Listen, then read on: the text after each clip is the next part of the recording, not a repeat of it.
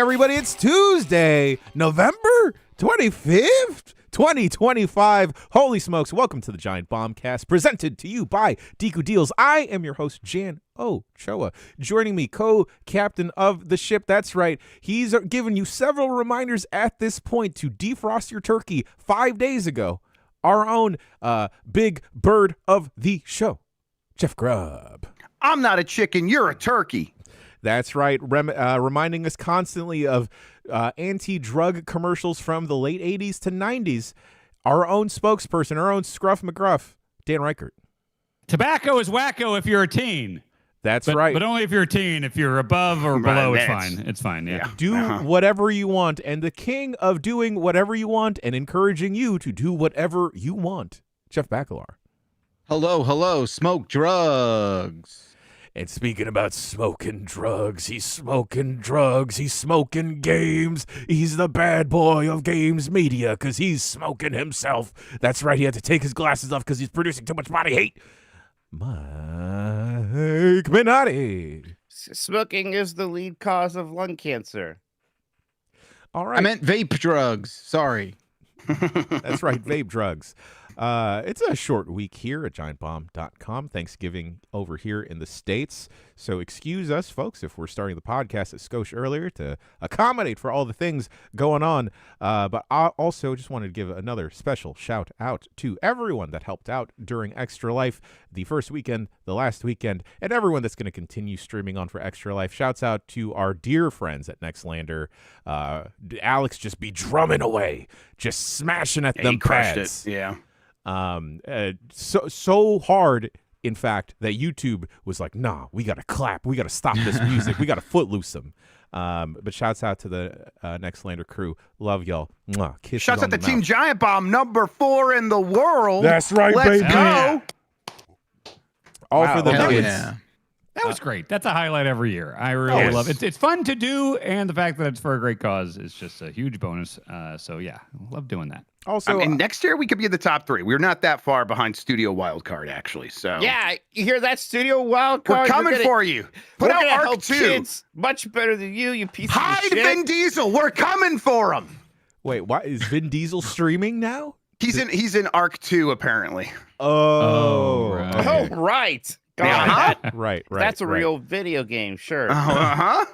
Also, What is it about Studio Wildcard that they love Extra Life? What is the deal? They I just think it's, represent.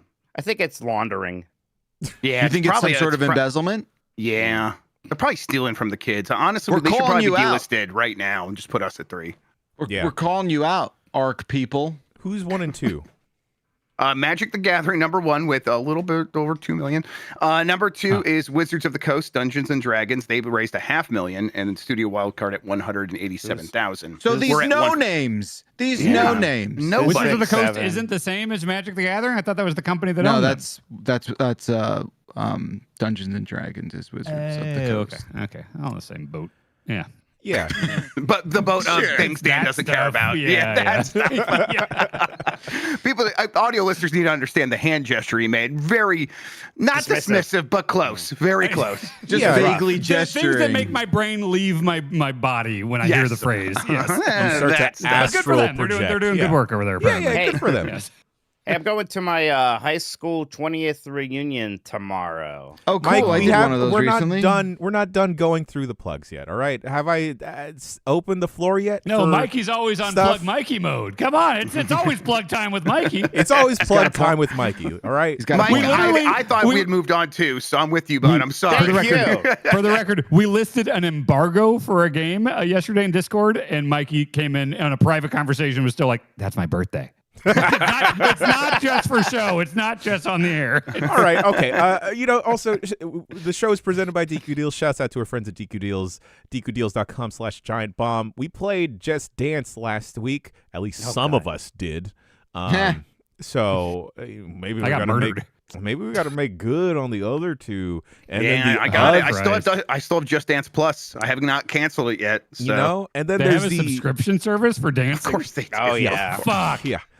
And then there's the other two that should have been dancing as well, because what is Chuck doing? Building a website? What is Sean doing? yeah. Editing the podcast? Come Everyone on. shut up True. and just dance. But I Pathetic. think Chuck's in the easy mode of the website stuff. I think, don't they say like the last couple weeks before a website launch is usually Yeah, the you can easiest? just sleep through it, I think is what they Yeah, it's usually like do. automated at that point. Yeah. Yeah. Speaking about the site is going on a freeze next week. I can feel Chuck just like vibrating through the internet. He right says, now. "Oh fuck you" in the chat.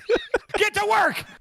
So Chuck is hardcore, lovingly, painstakingly been working on the new website for giantbomb.com. It's going to be great. It's going to be fantastic. We sent out a little kind of like a newsletter, an update going on and what to expect over there, but the site will be frozen next week. But if you are subscribed to the RSS feeds, Like that don't movie. worry. Yes, just like Frozen.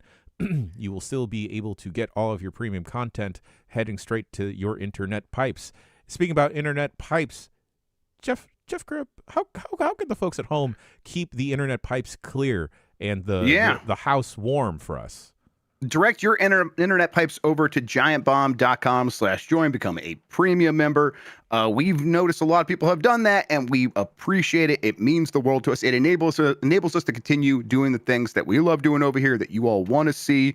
Your support goes a long way to ensuring we can remain independent games media out here on our own without having to worry about what's happening anywhere else, and it's as volatile as ever. So you showing up to do that shows that you guys really care about this, and this could still be a vibrant space, and we want to represent that here. So thank you again. Gets you ad-free versions of the episodes. It's going to get you a lot of extra goodies in 2026 as we begin delivering on our Bombathon promises. So look out for that, but go over to giantbomb.com/join, become a premium member. Also, we are able to run the show because of our friends at Main Gear. Shouts out to Main Gear, maingear.com/giantbomb. Hey, the holidays are coming up. Go buy yourself a PC or go buy yourself a faceplate that we made. Don't buy Mike's, though. Buy everyone else's. That's Yeah, right. buy one you would want. Yeah. Yes. I'm Wow, just kidding. you're all lucky my dog didn't actually die the other week. I would have felt really bad about that. Oh, that's why she's on there. Okay, yeah. Oh, right. okay. Yeah. Now, She's now I fine. feel bad. But, yeah. All right, Mike, you can buy a plate. Fine. All right, all right. I'll buy a second one. Holy smokes. What else do we got? All right. I think now it's time. I've been reeling since Dan pointed out the fact that I have a paid subscription to dancing. Like that that sucks.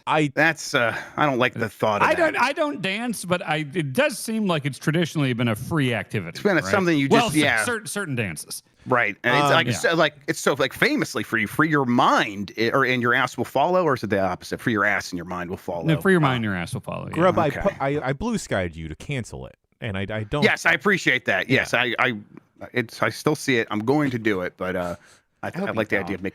Yeah, there's a chance. It's funny We'll if you see. don't. Yeah, It'd be, funny. it'd be Yeah. funny. Like we both forgot to cancel Fortnite Crew for however long. a few dozens of months. My kids did get into Just Dance a little bit, so maybe we'll see. They were playing some of the paid ones. I don't know. Mike I got Benatti. Fortnite crew again. I'm back in the crew. I'm getting those V-Bucks every month. I don't care what everyone right. else is doing. I want to hear what Mike wanted to talk about with I his almost high spent school. $30 on Scratchy. Mike, so tomorrow's your high school reunion. $30 on Scratchy. I'm sorry. No, I want to talk about and my Icky thing. follows instead. you around. Yeah. Yeah, I don't know. I guess Scratchy makes the most sense. He's the one Give who would him the actually floor should be looking. to talk I'm about sorry. the stuff he wants to talk Jan's, about. Jan's mad at me again. Derail him very easily. My bad. Wow, my 20th high school reunions tomorrow. Wow, you're old. Wow, I'm sure I'm old, everyone. 20 years ago is when I graduated high school. Was Actually, that 20 it? years of some change? Yeah, I just did my did my 25th.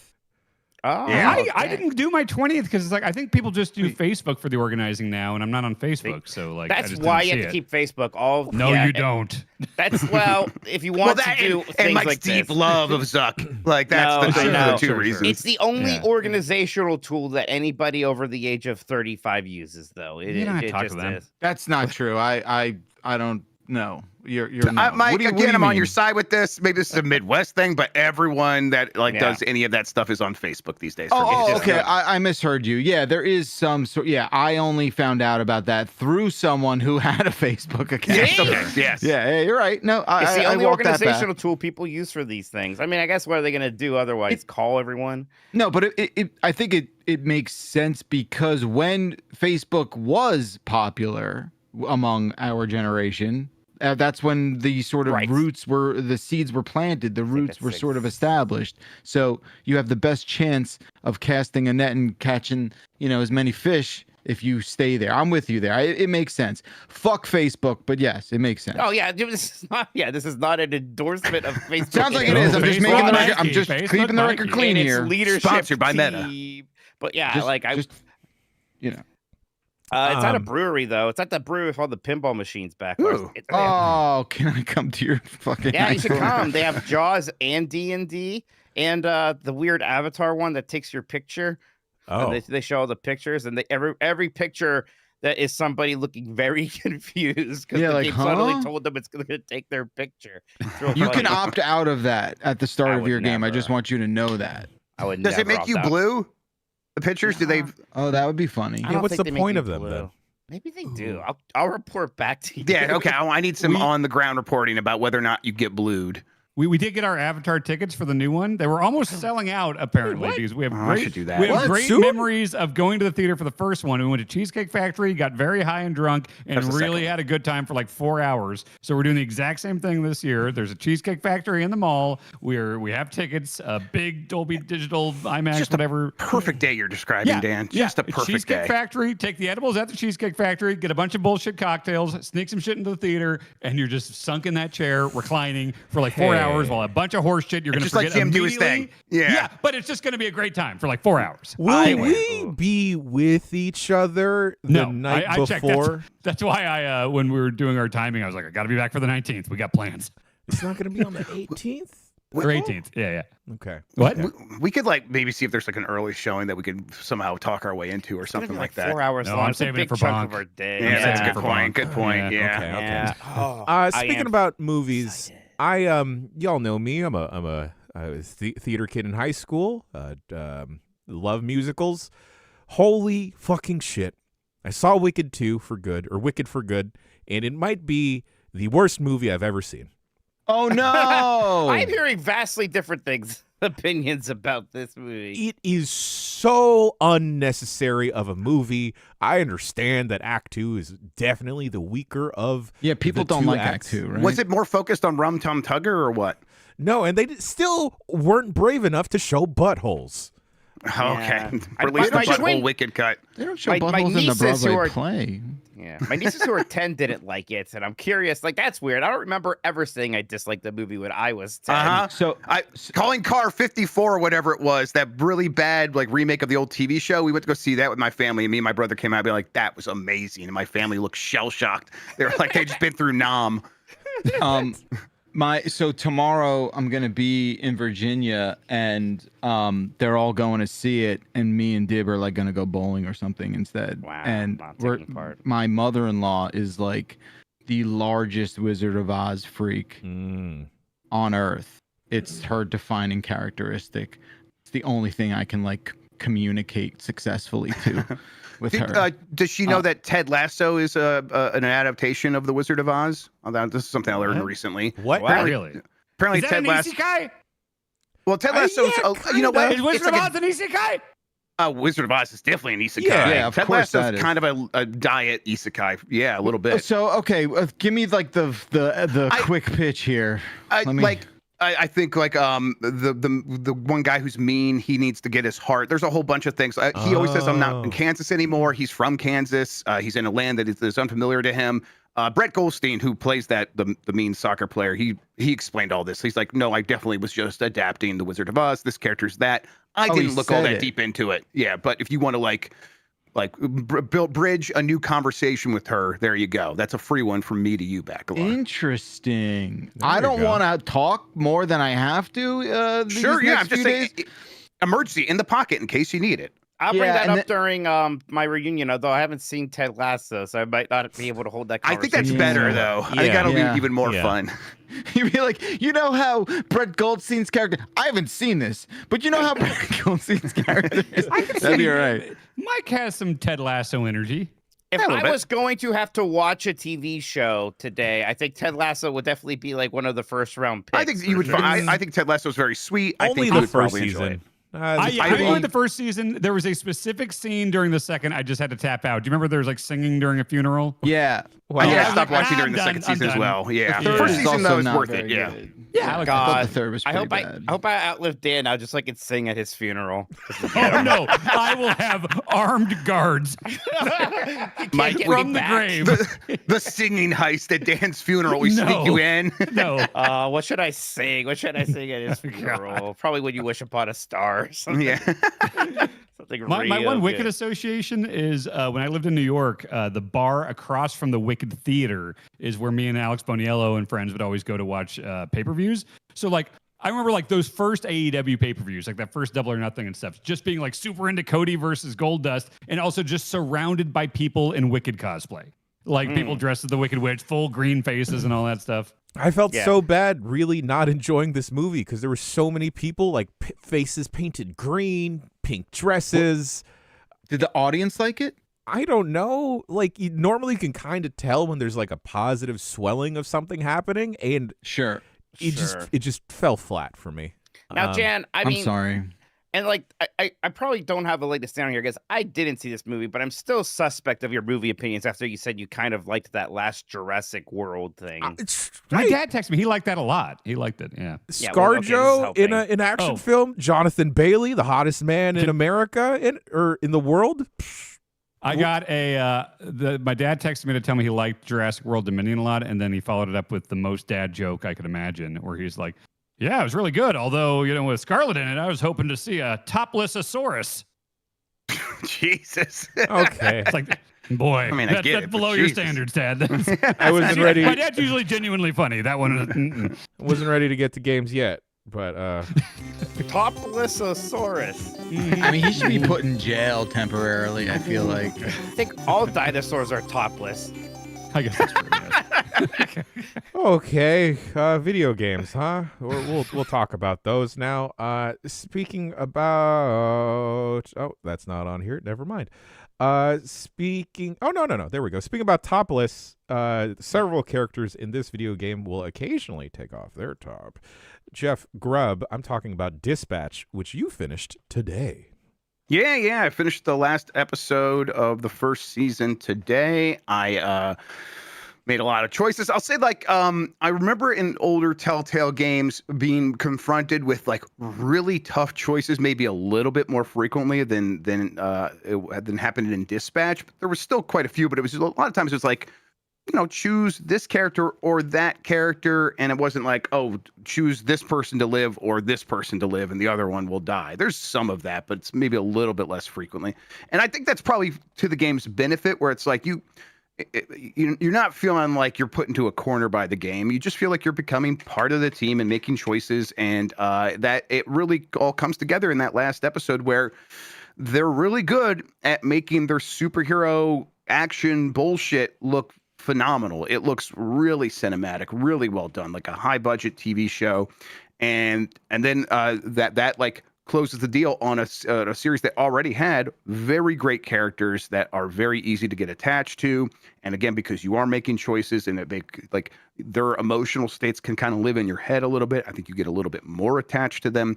And yeah, it really delivered. I don't know if I did the right thing, but I definitely made all the choices I wanted to make, and will live with them. And it's one of those games where it's like, I know that there are other paths, and I'm like academically interested to understand like how it was put together, how the designers like decided like what would factor into any of the endings you might get and stuff like that. But I don't want to replay the game, because I played the game and that's my story and those are my choices, and I'm like super happy to live with those consequences. Very curious to see how they continue some of the threads from the very end into what is inevitably going to be a next game, because this is a very successful game. It's like, is there going to be a canonical choice? I don't think so. I think they're going to have to deal with, there's these two things that happen here at the end. I bet they'll have some cute way of dealing with that so it doesn't get too complicated. Sure. But there's definitely some questions up in the air there. Just do the Mass Effect 2 comic thing again, right? Yeah. Yes.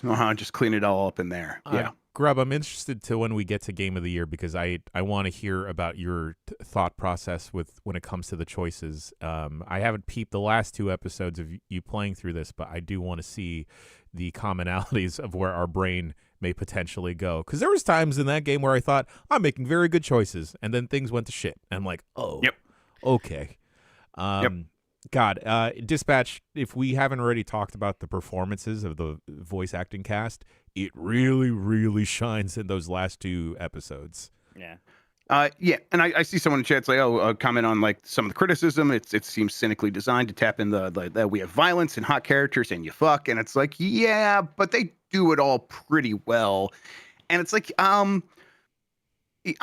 don't have not all of my art needs to be high-minded, and it doesn't all need to be so well thought out and like they're not going to our base instincts. Sometimes delivering on my base instincts is a positive, and I think they all are here because the characters are hot, the violence is fantastic, it's very enthralling, and the characters do fuck, and there's just nothing wrong with that. I think this is a really solid one of those maybe cynically designed ones. It's done by people who know what they're doing. This is why I think Sinners really work this year because, yes, of course, there's violence. It's a fantastical situation where there are vampires invading a small town, but also people just want to fuck. All right. Yeah, Jan, that movie, you know how I famously didn't pick up on like horny vibes in certain movies? Yes. I watched Sinners and I was like, this is a horny vampire movie. Good job, Dan. All right. Thank you. It is noticeably horny. Is it when she spit in his mouth? Did that tip you off? And all the fucking. Yeah. Okay. Yeah, there's the fucking scene. Get past Danny. Jeff, do you think I don't really usually go for like Invincible or The Boys. Like I would you have haven't to like pay really money to watch watched The that. Boys. Like, yeah, okay, that's fair. But you haven't watched those things, right? So it's like these are opinions based on like how you feel about that genre as a whole. I mean, I've seen things like out of context, so it's absolutely not like I don't have like a fair critique of it, but I just I look at like, boy, that's not for me. I'm certainly going to try this at least. I think of all 3 of those, this is the one that I think would most likely win you over. And I don't think it'll be that. I don't think it'll have a tough time doing so. I have heard The Boys is good and that I would like Bonk. Bonk knows my taste very well, and she knows she hates superhero stuff too, but she told me to watch Peacemaker. I like that. And then she watched The Boys and she's like, it's actually really good. You would like it. Like, would I like The Boys? I mean, yeah, you would like if you like Peacemaker, there's a strong chance. Yeah. Maybe not, but like, it's a little bit like Carl Urban almost winking at the camera with how like, I'm a shitty little guy. But I don't know. I think it would probably win you over. Yeah. Okay. It's a well-made show. I saw a clip where the mean guy was like told people we can't save these children from this crashing airplane. It's bad PR. Then I saw a clip where that mean guy lasered a guy through his penis and he slowly died out and writhed on the floor. Then I saw one where the mean guy made a guy go into an oven and cooked him alive. He's a bad guy. Yeah. He's the villain. Yeah. But I don't want to watch villains torture people constantly. Yeah, I mean that's not nice. How that stuff happens where people share the most shocking thing. Like that's not 99% of the show. But I get it. I think this one will not have that sort of feeling for you. No. They're definitely mean guys, but you are focused on building the Z team, the Motley Crew, which is it's a Suicide Squad again. Again, I think these are things that when you hear them on paper, it's like, oh, gross. But they do. Is it really called here. the Z team? Yeah. Yes. I think that was a weird localization thing in Dragon Ball Z where they tried to name like the squad the Z team or something like that. You could tell it was the most added and post thing ever. Like they were the fucking Power Rangers. The Z Fighters, that's it. The Z Fighters. Like I was like, I'm part of the Z Fighters. I'm like, who calls them the Z Fighters? What are you talking about? They're trying to justify why it's called Dragon Ball Z. Where did the Z come from? What's the Z mean? They never answered. We'll never know. Gohan died in that one timeline, so who knows? Yeah. Dispatch. Jesus Christ, I was not expecting it to like immediately rise up the ranks of my personal top 10, but it is hovering around the very tippy top. It's good. It's very good. Jesus Christ. Don't want to spoil anything for anyone. go check it out. It's an easy thing to just zip through in Yeah, and in a I was day. surprised. Like chat was like, "Oh, there's a man. This is when it played out completely differently to the point where it's like in the gameplay sections where, again, you're sending out these heroes on calls and managing stuff, kind of similar to a souped up Assassin's Creed Brotherhood mechanics. God, that game's really old. I don't know why is that my touchdown, but just that's what I go I know to. what you mean, though. Yeah, Yeah. like, and every game had that for a while because Yeah. of that. Right. But it's like even there, I was like doing something, and it's like everyone chat. It was like that played out way differently for me. Like someone else showed up, and you didn't even see them at all. It's like, oh, okay, cool. And again, I'm curious to see how that stuff is worked, how that works, or how that's decided upon by the game. But again, I just love owning my story in these kinds of games and being like, nope, these are my characters, and this is how it played out, and I'm going to take that to the next one. Grub, I'm curious. Backlar, please go ahead. I was gonna say the gameplay stuff is just still not hitting with me. I'm not. I got into it by the end. I was pretty into it, but I Yeah. get it. There's not. There's not. We'll see how I shake out when I finish the end there. But like I love the story so much that it's like it's What one of my episode are you on, stories. Backlar? 2. Okay, so it'll get more complicated, and you'll definitely be overwhelmed. Where it's like, oh, I actually don't have enough heroes to send out on all these calls, so I need to start triaging this stuff. And I think it gets more interesting the more times they do that sort of thing. I mean, I guess maybe I'm trying to just predict like where the complexity is going to go with that sort of thing, and I'm just like, I don't even want to see it. I guess I'm being a bit of a fuddy-duddy with that, but yeah, I'm not. I wonder if they would they don't give you an option to skip that part, do they? No, right? No, it's because a lot of story happens in there. Yeah. So, yeah. I would stick with it at least through the third episode and see if. Yeah, I'm gonna finish. I want to see how this ends, so I'm absolutely gonna finish this. Yeah, again, I think I alluded to this either last week or the week before, but if you are at all a fan of Doctor Doom and villains wearing an iron mask, you need to at least see the end of Dispatch because of Matt Mercer's character. Holy smokes, that guy! Yeah, he chewed up the scenery in that last episode for sure. Freaking knows how to act, huh? Turn it on. Mike, you brought up Dragon Ball, and Dragon Ball always reminds me of Dragon Quest, and you've been playing Dragon Quest 1 HD 2D. They have the same artist, man. Yeah, I finished Dragon Quest 1, which is part of the Dragon Quest 1+2 HD 2D collection, and that was a really fun romp. It's nice too, like you can see why they bundle these two games together, because just playing through the first game's 15 hours, so pretty fast paced for one of these, but it still felt like a full game on its own for sure. And I never played the original, but it's been fun. I've been going back and watching old playthroughs of it, getting a sense what has changed, and kind of the biggest things.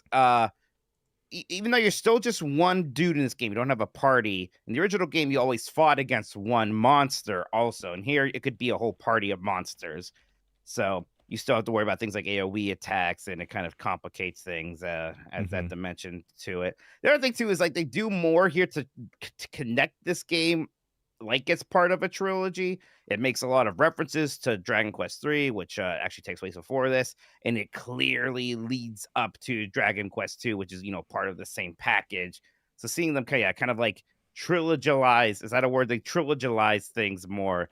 I'm a fan of that. People watching the old playthroughs and being like, wow, this looks even older than I thought, right? Because it even looks kind of older than a Final Fantasy 1, because it's a little bit before that. And yet, when you they're in the castle, I'm like, oh, that's the same layout of the gorgeous place I'm in. That's interesting, seeing this stuff still translated relatively faithfully, even though they added a lot of story stuff. They added some other kind of sequences and events. So I think it was it's a really fun way to do that remake, where I still am kind of curious to go back and play the original and see what's that's like. But I'm also glad I got to experience it in the way I did. You this is 1 still, right? You're talking about. Okay, are you going right into 2? You're gonna do some other stuff first? What's probably not going right into 2? I think I could use a little bit of an RPG break. Plus, Metroid is soon, and I'm gonna be on vacation, so I'm definitely not gonna have time to play through another RPG. And I hate stopping midway through a game. And I know that once Metroid Prime 4 is out, that's the game I'm gonna play. So I'm just gonna probably futz around with some other BS. Maybe even just play Super Metroid again, or Metroid Prime 1 again. I don't know. Mikey, I have a hankering to play through another JRPG before the year ends. Do you think I should try Dragon Quest 1? Can I recommend one instead? Just like, 'cause Sure. it's one I'm curious to hear you guys talk about. I think it's Chet, you can help me out here. It's like Waste of Dump. It's this Earthbound. King of Dump. Yeah, King of Waste, King of Dump, or something like that. We should sue them first King of of all. Poop.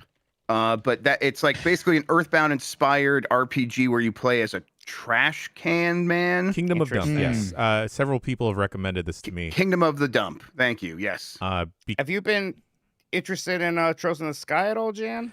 I have the remake remaster, and I played through maybe like 2-3 hours, and I think maybe the dialogue kind of is a little much for me. It's a little much. Yeah. And I don't know, like I normally have a very high tolerance. You know what? I should go check out Demon School. Folks are right. That has tiles and everything, but I do want to check out Kingdom of Dump. I hear that is also kind of adjacent to a Chrono Trigger. I tried to go see that on Steam, and I opened my Steam, and I still had the thigh crushing game that you sent me, Jan. So What? I'm Why not aren't you sending sending anyone me that. the I'm throwing you thigh-crusting under the game? bus, the thigh bus. Oh, Kingdom of Dump is cheap too. Oh, look at that. Hang My on. day, Yes. you want a thigh crushing, you just watch GoldenEye. That's right. But this one's Good old rhythm fashioned based. thigh crushing. Rhythm-based Xenia on a top? My goodness. Another game that I've lost a good chunk of time to, and this continues the games I'm researching for Casino Week in 2026, is Slots and Daggers. This is a roguelike slot machine game, very different than, but what was was it Buckshot Roulette? The other? Yeah. Okay, Yep, yes. Yep. Slots and Daggers, it is a roguelike slot machine game where you pick 3 of your tiles that will show up on the slot machine, and they can be an offense weapon that does physical damage, one that does magic damage, something that heals you, gives you coins, or gives you an overshield type of dealio. And you go from encounter to encounter in a rapid fashion where you are just kind of like spinning to win. And some of the tiles will have a skill check. So the crossbow in it, the target will be moving around, and as soon as it hits the center, that's when you want to click to get critical damage and the most damage. There will be like a gigantic berserker buster sword where as soon as a meter reaches the very top, that's when you do the most damage. I wound up completing a full run of it within like the span of maybe like 2-3 hours, and that comes from getting leveling up, because from each run there is a greater currency of chips that you can use to unlock boon-like power-ups that persist from run to run. So you'll have one that is kind of like will revive you if your HP reaches 0, and another one that will give you a certain will give you damage reduction from physical attacks or magical attacks. It's a very fast-paced game, and I think a better one of the ones that have attempted to incorporate a slot machine mechanic, because later on you start with 3 slots or whatever, and then you can buy upgrades to open it up to like a full 5 of slot machine stuff. And in that situation, do you still just need to make a line of 3? 3 or 4. 3 or 4, okay. Yeah, like right next to each other. It's only like 1 lane, so it's not like a full slot machine where you have like 3 different lanes of like top, mid, bottom. It's just the singular one. It's a very rapid-paced game, and I think if you set this game to the fastest speed possible and turn your brain off, you can just kind of like rinse through it. Some of the encounters get a little bit more challenging because they will do you'll be setting up a build where you have so much shield, but the shield only negates physical damage, and then you come across someone that is doing nothing but magic, so you kind of just wind up getting rinsed. I had a very broken build at the very end of my the run that I completed, where I would do physical and magical damage with a hammer, but because I'd be maxing out so much, I would wind up bonking them on the head, so the enemy would be stunned, so they wouldn't be able to do anything, and then my life regen also was maximized in such a way where even if I did get hurt, I'd recover everything the next turn. Slots and Daggers, really fun, quick, small game. Can I recommend one more game for you to try out, Jen? Maybe that might be similar to these. It's called Side Effects. Have you seen this? Has anyone? Side effects? No. So Yeah, is that the weird pill game? yes, it's like a bunch of guys who look like they might be locked in a hospital, and they are playing a pill roulette game where they're like wagering their pills, their medications. And Whoa. What do you it guys has think of me? It has 4-player PvP, and I think maybe this looks like something maybe we should look do into. you just only flip a coin though? Because Jam might not be interested otherwise. No, what are you I'm talking sorry. about? There's other luck-based things he'll be into. Yeah, roulette's close. Yeah, don't read too much into this recommendation, Jan. It's Oh yeah, it was completely random. this is just exactly what we think of you. Clover Pit is the game that I was thinking of originally. The Oh Astonishing one. right. Got so many casino games. What's the next casino game? You think we're gonna get like a hot bingo one? I think This American is Vegas healthcare by system- Midway. Bring it back.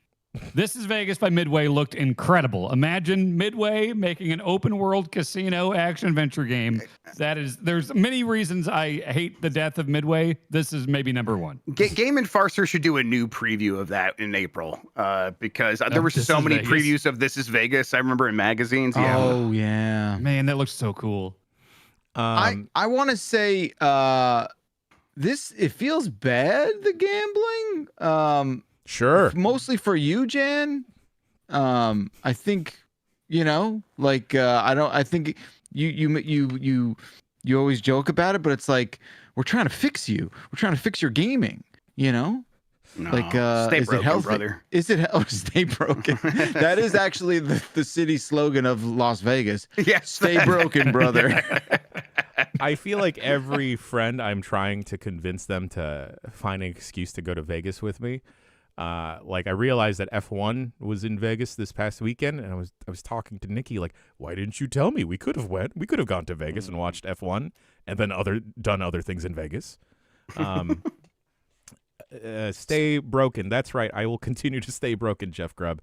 Just like as broken as you want to be. Before your segue here, I wanted you to hear this first. oh no, is this an intervention? Mahjong is becoming a big deal in my town, and all the ladies, they're getting together, they're drinking their that's wine, bad. they're betting their quarters and pennies and dimes, and they're playing Mahjong. Do they have those Mahjong dealer tables that like automatically deal out the bricks and they like come out of the ground or whatever? You're describing what sounds like AI, Jeff. I No, don't it's want to hear real. any No, of that. this is the future of Mahjong. I almost bought one of these Mahjong? tables. What's that? What's that, Jan? I almost bought one of these tables that like auto shuffles your tiles. Yeah, I've seen them. They look cool. I think no, they're gonna go lo-fi with this, but I actually have a porcelain mahjong set that my mother used to use, I guess, in her 40s and 50s and whatnot. We're gonna pass it down from one generation to the next. I don't know if they've got the current cards. I know you have to like subscribe to like the International Mahjong Council, and you get your like play cards. You find out like how the rules have evolved. You're fully aware of this, Jen. Yes. Yeah, there's new kickoff rules this season actually. Yeah. Yeah. They added a pitch timer. I get it. Yeah. Yeah, is porcelain mahjong good? I thought it was supposed to be made from bones or something. I made up the word porcelain. It could be made up of anything. It's made It out of feels like elephant ivory. He is a criminal. Is it? Yeah. Which I mean, one of us would we die? Should we turn into mahjong? This, That's turn I my, don't know. my bones into human Imjong, bone. please. I don't know the origin, but this set is super old, so it's entirely Probably is possible it's made bones. from some sort of taboo bone. But yeah, they're bringing it back, and Jan, you are more than welcome to sit in Don't tell on a me couple gab fests. I'm I'm sure. I may or may not have accosted a friend asking her why she didn't invite me to bingo night because I wanted to go to There you bingo go. night. So now I may just go to Jersey to play mahjong with the lovely ladies of Jersey. Is This that is the gonna- right pronunciation, mahjong? Mahjong. I don't Oh, know. okay, Just do it sorry. different every Just time. wanna That's what make I'm sure, doing. Yeah. Yeah. Dan, we bring you out to Minnesota finally. I'm taking you to a meat raffle. This is like I thought you guys wanted to help me. It feels like meat you're just throwing raffle's me. a healthy way Yeah, to get your that's kicks. fine. Only Yeah, It's meat as raffle's healthy good. as it can be if you're taking home a metric ton of bacon. Yeah. There may have been a time at my underground mahjong games Uh-oh. where Oh no. Well, that honestly, of all the poses to get frozen, That's a That's a good good one. one. That's like top tier one. am I frozen Oh, for real? Oh, you're back. Oh, Yeah. you're back. Oh, You're okay. back. I may one of the nights, maybe a little bit too much alcohol flowing through the systems, that instead of playing, we spent a solid hour practicing how to reveal a winning tile set and just slamming it on the ground and just doing it with the most flair. Love it. So Now, Jan, I want to play this with you because my only experience was it, I can't remember what game it was, or maybe it was just Windows that had the fucking Mahjong thing where it was Solitaire. Like, you're playing yeah, solitaire. it was there, stacked yeah. up, and you just got to pick the one on the edges that match. And my understanding is, I think thanks to Yakuza or Shenmue, is you sit down to play actual Mahjong, and it's like, oh, this is not what I was told Mahjong is. So it's kind of like poker. okay, yeah. I would like to play it. Yeah, so if y'all know the basics of poker, you can pick up on Mahjong very fast, or at least the kind that I play. I know that there are different rules and regulations depending on the style, but like, yo, they got a tile that's like Dragon of the North, and that shit just sounds cool, right? East, Yeah, I like that. west, bam, crack, right? Yeah. What? Ooh, I know ooh. what's Saying up. things. I know what's He knows up, the buddy. things. He knows his things. It's making Saying me, words. Bacalar, you're making me feel some type of way, just like and Roger last week made me feel some type of way. And Dan Reichert, you have since checked it out. I played it. I beat it. Like you, I don't want to say too much. I think you said it well, like teased kind of what it's about. And yeah, it's between this and Consume Me. I guess this was the year that it's like, oh man, I actually tried out some of these like kind of personal, Games for impact. shorter. Yeah, you got Games for impacted. impact. Yeah, yeah. You but got I mean, that it's dragon like- cancered. Yes, absolutely. But yeah, I never had a child with cancer, but I have had an elderly relative with dementia, so I was able to relate to this. And yeah, it was very effective, and it got across what it was trying to get across in a way that only a video game could, because in what it's trying to convey about memory and dementia and things like that. It's like the gamification, for lack of a better word, was necessary for the way they were telling this story. So yes, very, very effective. Like you said, Jan, it was like less than an hour, maybe closer to 45 minutes. Jan, you made Bonk cry. I'm never going to forgive you. Oh, Piece of shit. Fuck. Fuck you, Jan. Fuck. God damn it. Damn it. I'm on the shit list. Yeah, you're out of control. I've been, Mikey. I know. It's a problem. I'm gonna hurt you, Jan. Nothing can. I've already done it. Yeah. Again, Dan, I'm happy that you checked it out. And if folks out there are curious, I still highly suggest it. It is like less than an hour. Complete content warning, though. If you are a father, if you have a family member that suffers from dementia, Alzheimer's, tread very, very lightly, because it will quickly pull on all of those heartstrings incredibly fast, just like Mike Minotti tried to pull a tablecloth from underneath someone's table set at dinner one time. It almost worked, except for all the stuff falling. Oh man. Man, someone should do something about that stuff. Oh no. Mikey, you've also been playing Metroid Prime 2 Echoes. Yeah, I am deeply ashamed for as much as I like Metroid. I never actually beat Metroid Prime 2 or 3. And I kept just waiting for them to release these games on the Switch like they did with the Prime 1. Like I did give up hope until basically this month. Like, well, they aren't doing that, huh? So finally just decided to play Metroid Prime 2 at least on my own. It's becoming clear I'm not going to have time to do 3 as well, unfortunately. But Metroid Prime 2 has been very fun time. It's wild because I like Metroid Prime 1 so much, and it's like, well, look, they made another one, didn't they? They sure did.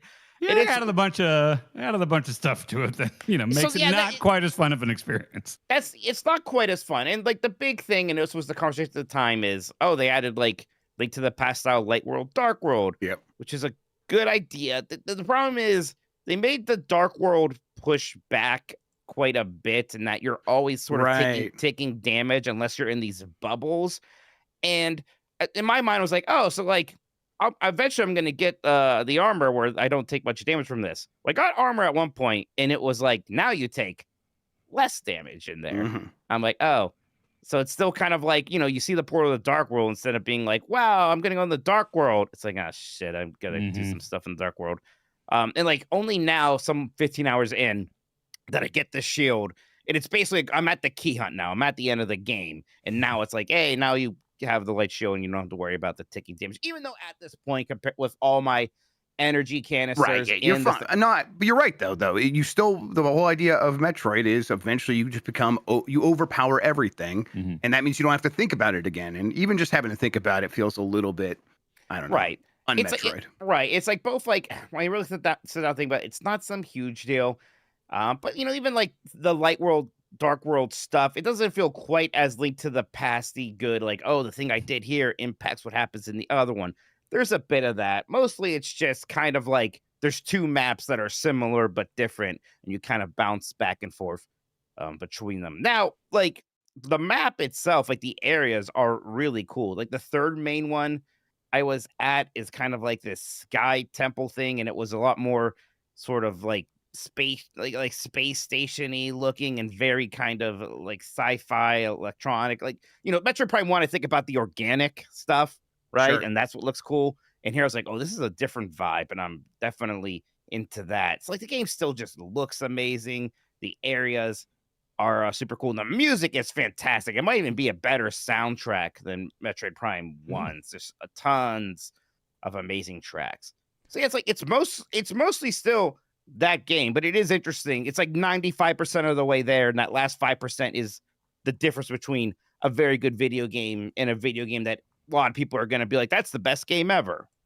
May I ask why it's taken a while for you two to kind of circle back to the rest of the Metroid Prime series? It is a bit of that where it's like they just aren't quite as good as Prime 1 a lot of times. Yeah. It's like even though I haven't beaten 2 or 3, I'll be like, I'm gonna play Prime 1 again. Actually, Same. is what Prime I'm 1 gonna is do. damn near perfect, outside of some backtracking near the end and everything. But even then, just going around. Even Even that then, was- I don't that's- mind that because it's that's like good you to have all me, the yes. upgrades. You have all the In upgrades. fact, You're the master of the world. Yep. I was actually somewhat surprised that this game does the same thing with the key hunt, because I was worried they would have taken that criticism and be like, oh, we shouldn't do that. I like that. I like that it's the end of the game. Now go explore that entire world you've opened up with all your upgrades and find these keys. And as you do that, you're going to find energy canisters. You're going to find missile upgrades and all this other stuff. I think it's actually kind of a neat part of the equation.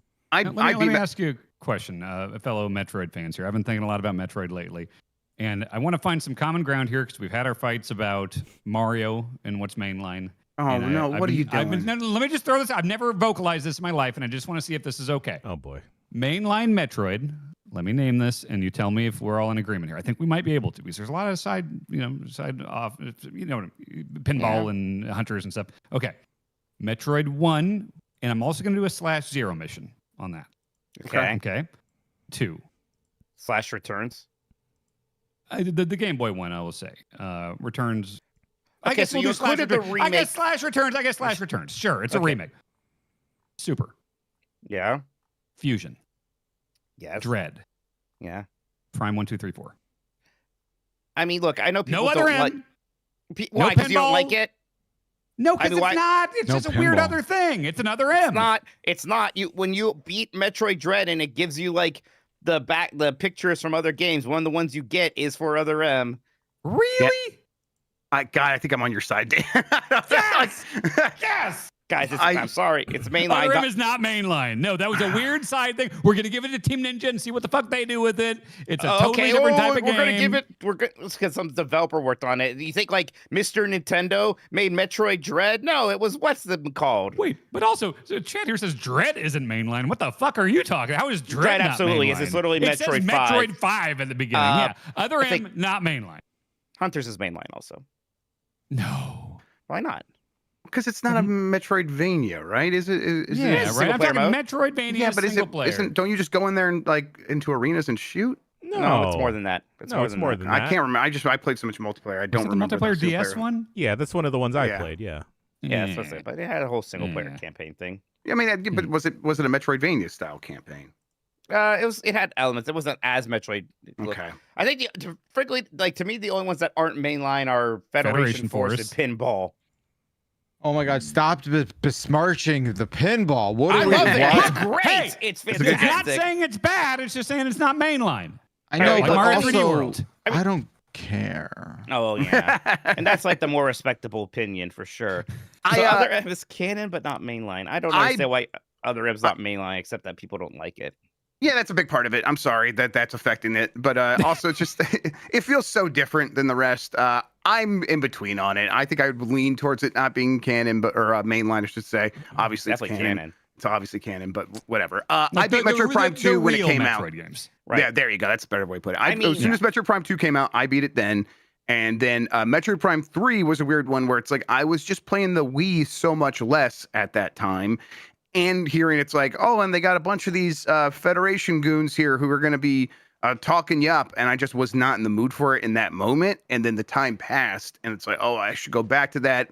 I don't know, do I want to get the Wii out? And now it's like, I don't know. I should have played it when it was available on Prime Hacks like right away. But then I did the same thing Mike did, where I'm like, I'll just wait until it comes out on Switch, and here we are. It's still not on Switch. Yeah. I remember it being, I haven't played it since 2008 or whatever, but I remember liking it. I didn't love the motion gimmicks, but it's a good Metroid game. Okay. Prime 2, not my favorite. Speaking about Prime 2 and Metroid Prime in general, two of these hooligans went to a physical store to check out the store demo of Metroid Prime 4 Beyond. I how went was to the Target game? 'cause I'm a fancy bitch. Yeah, I went to Walmart because I'm a man of the people, salt of the earth. Hell yeah. So what is the demo? It's the It's beginning of just the game. Beginning of the game. Oh, so it's like what I played in New York? Yeah, go ahead. Describe what we did in it, Mike, so he can because he played it, he could tell us. I liked how fast it was. There was like a little bit of dialogues, like, oh, there's a war. And then I immediately landed on a planet. And it was like a little bit Halo-y, like, oh, these two sides are already fighting, and I'm kind of joining the fight. And there was like a bit of people be like, wow, Samus is here. And it was, a pretty combat-heavy section, but also was clearly like the cinematic opening. And it was very exciting. And oh my God, Brady, this is like the first time since like the GameCube era when I'm like, wow, one of the best looking console games out there is actually a Nintendo game. I can't believe how stunning this thing looked. It's the Switch 2 version. I mean, it's the art and the tech this time. It's like the tech is Yeah. really good. It runs so smooth. It looks just fantastic. Definitely the best looking game on the console, right? Oh, easily. Yeah.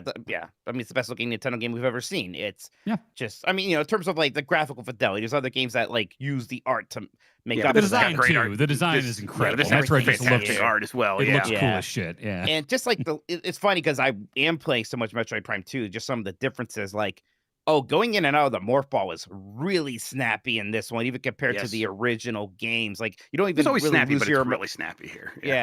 but you don't even like lose as much as your momentum. You kind of like keep walking as you're coming in and out of it. And like even you still lock on, but the bosses, like the big boss you fight at the end, he has these weak points. You have to sort of move your reticle within the lock on. It's kind of like the Wii game, kind of like Metroid Prime 3, Yeah, so it was a really slick demo.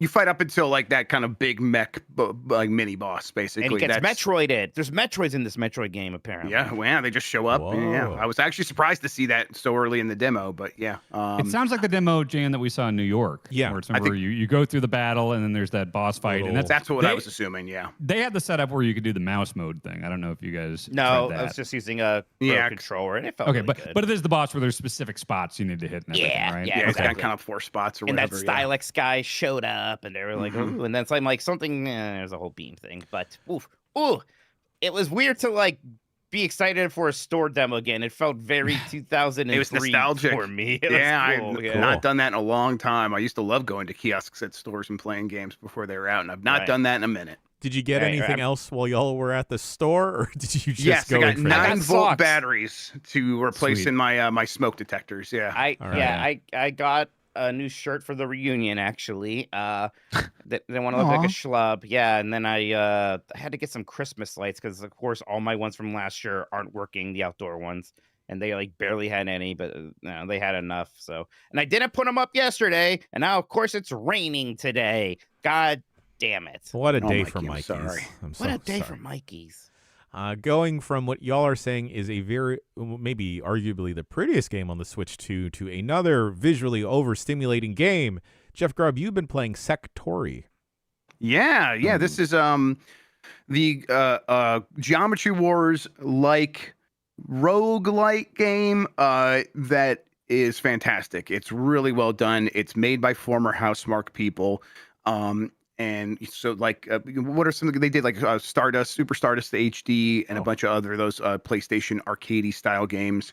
And that lineage is obvious here because they fully understand what makes one of these shooters really good. They understand what makes Geometry Wars good in terms of like the different kinds of enemies you face and them having different behaviors and how you get like maybe 3 types of enemies on the screen at the same time. And one of them is just moving around randomly. Another one will go right at you. Another one will be repelled by your bullets or whatever. So you have to like constantly be adjusting and moving around. And then it has like boss fights. So it goes from like Geometry Wars into something that feels a little bit more like a bullet hell game. And no matter what, in either sort of mode, it feels fantastic to just like get in the groove and lose yourself in the game and begin just moving your guy around so you can avoid all the damage and doing your best to collect the little giblets you get from blowing up an enemy so you can upgrade your character and take on even bigger bosses. I'm super into it. It obviously has super like depth to it in terms of the strategy. You kind of learn something new each round that you try to apply the next go around. And that isn't just about like, oh, when the game sets you up in the tutorial, it tells you the basics. And then there's other things like how does this upgrade system work? Or what happens when I get all of the letters for this word on the bottom right of the screen? It doesn't tell you that stuff. So yeah, you're learning those basic fundamentals of how the game works, but you're also just, again, learning those enemy behaviors and learning ways to keep yourself safe and kind of recognizing the patterns of how the world changes. That's one of the things it does different than Geometry Wars. At least I think. I don't remember Geometry Wars doing this, where the map will be a diamond to start, and then all of a sudden it'll be like, okay, we're going to open up, and it pops open, and then another part of it will turn red, and in a few seconds, that part of the map will go away. And if you're in that part of the map, you just instantly die. So you're like, okay, I got to get out of there. Or if there's a pickup over there, it's going to now be shot to the other side of the map. And you begin learning all these things and beginning to recognize all of the indicators the game gives you of like, oh, there is a power up over here. There's a little bomb on the ground over there. So go kind of swoop around, go get that, get your upgrade, come back over here. And while you're doing that, try to kite the enemies so they begin to kind of curl around you. So then you can swoop back around into the bomb and hit the bulk of the enemies with the like right where the bomb is exploding so you can get the most damage all at once. And I'm just, I keep playing it over and over. It runs great on the Steam Deck. It looks fantastic when you play it on a real PC with a big monitor as well. And it's one of those ones I think I'll probably be playing daily through the end of the year. Now, Grub, is the draw to keep playing? Like for me, Geometry Wars was very much one of those like, okay, Scorches everyone games, has this game, everyone's on the leaderboard. Like, are you just doing like a marathon mode type thing and trying to get a high score? Is that the deal? Yeah, right now I'm trying to like get through the game because there's like there's levels, it seems like. Although each time you go in there, there seems like a random random draw of bosses you face the first time around. So it's not like, oh, here's a set boss that you're going through like in a typical roguelite. But I want to like progress past all that stuff and kind of see what's the next boss and like how do things get more complicated from there. So I'm still playing it a little bit like a roguelite. There is a scoring mechanic. I've not seen the leaderboards yet, although I think there probably will be one if you actually complete the run. And I will be interested to see like, oh, I completely like missed this whole concept that someone else was doing that enabled them to get like 4 times my score or something like that. And I'll be interested to see at that point if I'm like, okay, a run is, let's say, 40 minutes. Can I justify doing that over and over again to kind of do that score competition, which is something that I really love. That's why I play Geometry Wars as well. Right. We'll see. Just from watching you play it, I wonder if you feel this at all. Do you feel like are old men eyes having a little bit more trouble with these kind of games, keeping track of it and seeing everything? Not me, baby. I think it takes it took me a little bit more time to like get my sea legs for this kind of game than it would have in the past, I think. Yeah. I mean, again, once I understood everything, it's like now I know what I'm looking at. But I think in the past I would have grokked that a little bit quicker, a little bit faster. So yeah. It's overwhelming, but in a really good way. So it's like, yeah, I kind of want to be overwhelmed visually by a game like this. For the font pervs out there, this is I maybe think typefaces of the week in terms of games. Shit.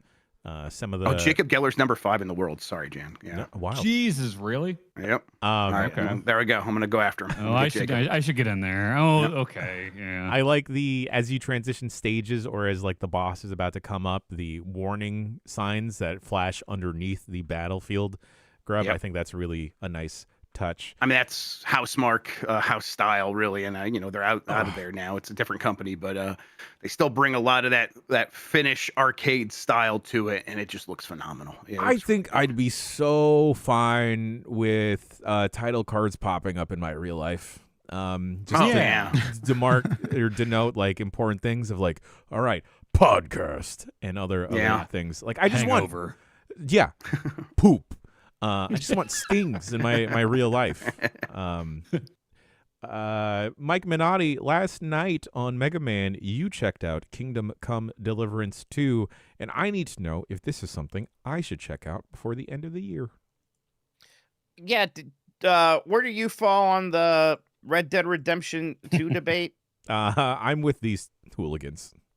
Man, I'm the only one here who likes Red Dead Redemption. No, 2. I really, really like it Dan too. came around on it a little bit, right? I don't hate it, but the stuff that I didn't like, I know where you're going with this, Mike, with the Kingdom Come Deliverance thing. The reason I will never try this game is I've heard, hey, you know all the stuff you hated about Red Dead Redemption 2? It's like that, but 10 times worse in Kingdom Come Deliverance. Yeah, I don't know. I guess I don't know if it's worse, but it's a slow intro that's very story and character heavy.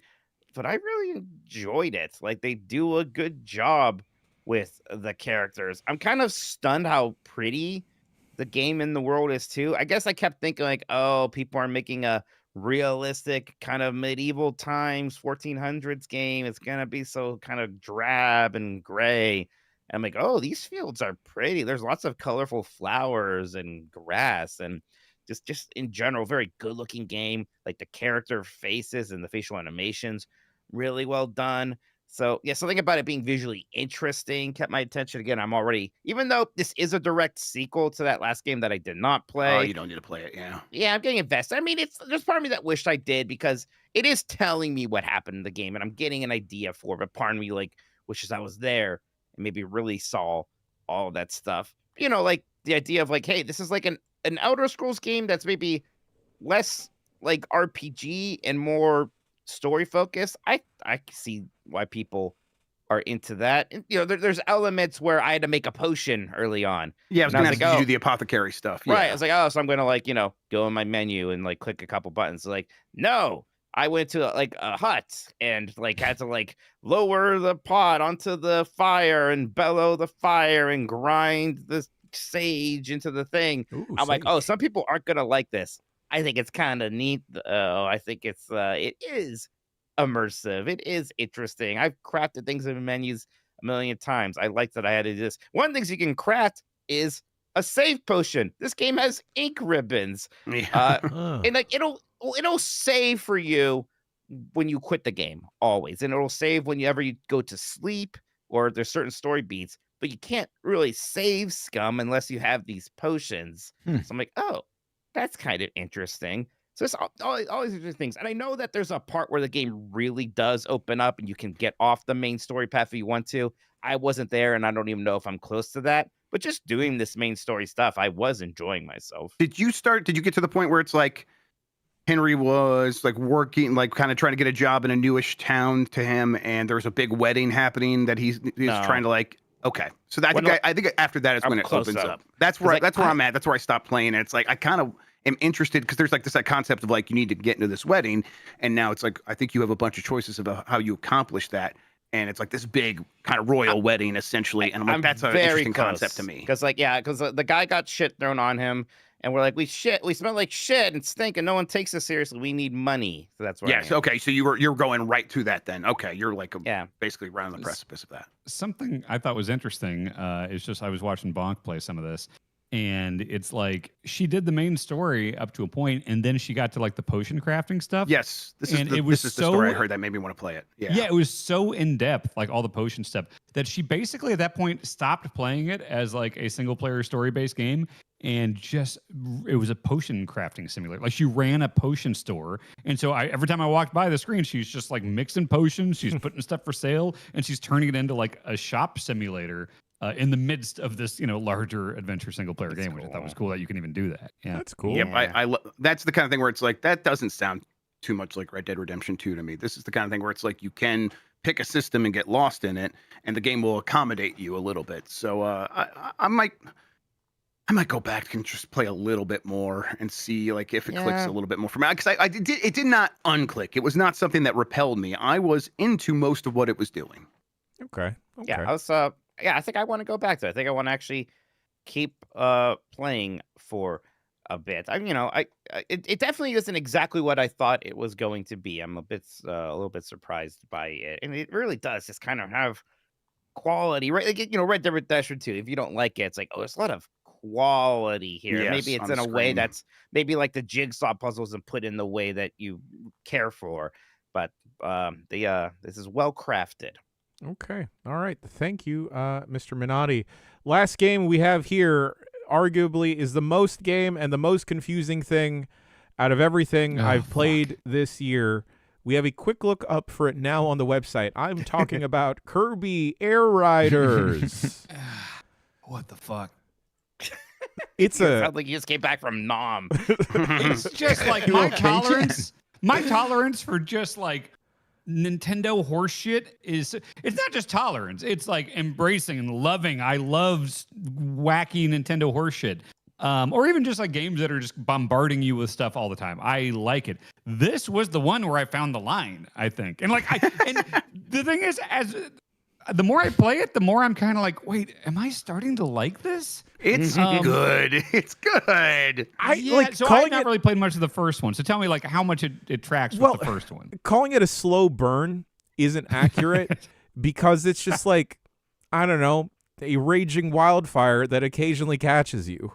Right, it's a raging wildfire that will eventually like catch a city on fire. Yeah, like it's a whole city trials on fire. Right. Uh-huh. I haven't played the original one from the GameCube, so I can't speak to that. So, I mean, it's very similar in terms of mechanics to the first one, but then all the insane accoutrement that Sakurai has added into his games, like through all the Smash Brothers games, all that stuff is basically here as well. You're constantly unlocking stuff. You're constantly earning some currency or some other thing. And there's gummies. There's a whole section for gummies. That's the point where I was like, what the fuck? It's just a mode where I look at gummies? You can swing them around with your sword. I know. You can suck them in. You can zoom in. You can just I guess this is just the gummy mode. Yeah. And that's all there is to that one, I think. Sure. It is the kind of thing where it's like, I think City Trials is so overwhelming visually that it feels more complicated than it is, and the fact that I think it might be extremely simple always confuses me. It's like there's so much going on. I must be missing something. And it's like, no, I think you actually have a full grasp. Upgrade your machine and your character and go play a mini game. But then the mini games are like, you're either gonna like eat a bunch of PNGs of like pasta. Hell yeah. And that's thumbs up. We love that. Yeah, we are we big love fans that. of the One PNGs. where it's just race straight ahead and don't turn. So it's like, I don't know. Drag race. Are you just trying to is there any strategy to the upgrades you're getting in City Trial? Or are you just trying to get everything? Get everything. And then the game will be like recommend a mini game that your build is probably best for is the idea. But then you're just putting it in the slot machine there, right? Like it's not even like you might get something totally different. There's like boss fights and weird races, and there's like a melee fighting mode, and it's just like the amount of. I thought this was a racing game, and the amount of times it was just like, here's just like a arena boss fight or something. What the fuck are we doing here? Like not in a bad way. Parentheses maybe positive question mark. Parentheses confused.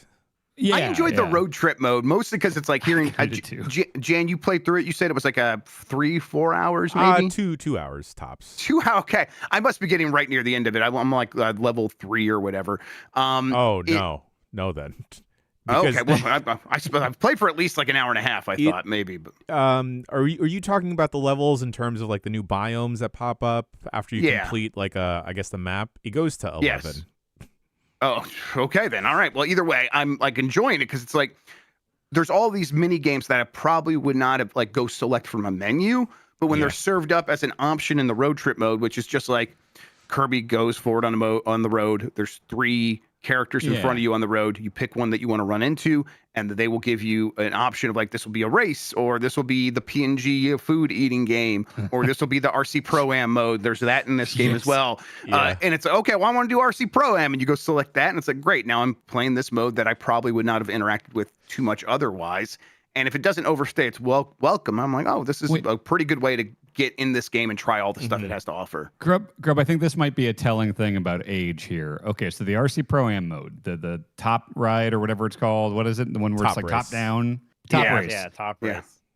Grub, what control method did you pick? I chose so that left always turns my cart left. It's not direct control. It's Jan, like a steering wheel. Okay, Jan, that's what I was going to test. Jan was revolted, and this is it's the RC Pro-Am difference, isn't it? Yep, the RC Pro-Am difference. You can only find that on giantbomb.com.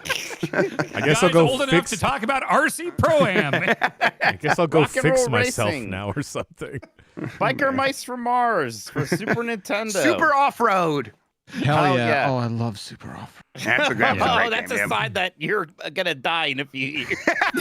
Yeah. Jesus, in a few years? That's how old you are if you like that one. I'm afraid I don't make the rules. pretty I'm good. sorry. I just have good like arcade cabinet 3-wheel kind of memories of that game. Sure. At Pizza Hut, you know? Yep. Spamming the nitro button. I'm really glad Nintendo made this game. I think it's fun. It's ridiculous. The fact that this game got a sequel, it's like, boy, anything could get a sequel, huh? Sure. At any moment, you just never know. If anything, this game makes me raises more questions about Sakurai as a person, and I'm wondering, has he? What kind of cars is he going into? How is he driving? And then what is his experience like going into Warp Star. Oh, okay. What is it like for him to just walk into a normal city? Like, what is he doing? What are his trials? What is Because- a road trip like with him? We should get him on our road trip. Yeah, all right. Because like every time I pop into city trials, every different instance is vastly different than the previous run I had done, because the game will just be something completely different of like, now there's a gigantic chicken in here that's a robot, go attack it. Or there'll be one where there's a giant mothership or a UFO floating around, get to somewhere very high so you can jump on it. And other times I'll just be running around as Rick, just collecting a bunch of power-ups only to eat a bunch of PNGs later. And I think I'm having fun.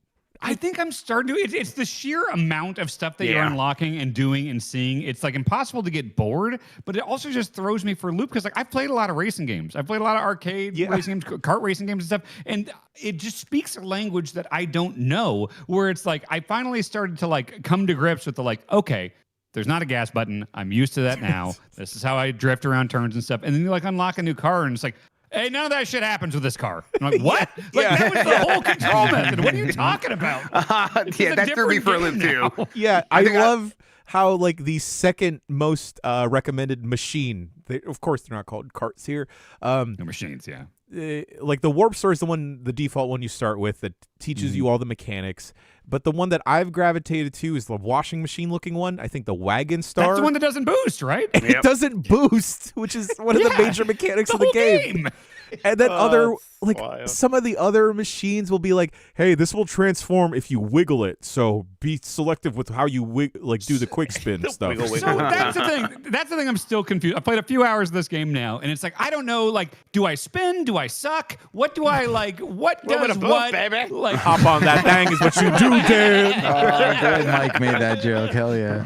like I know if I do the wiggle, it'll like knock people off. But then it's like there's things where it's like I'll just see a bunch of icons of fucking like there's 6 mushrooms above my head. Are those items I can use? And then there are ones that like is this a copy ability or is this just showing me a picture of a thing I killed? Like I don't really know what's happening. So most if it'll have like an icon over it, and folks, that's how it is to live in your 30s.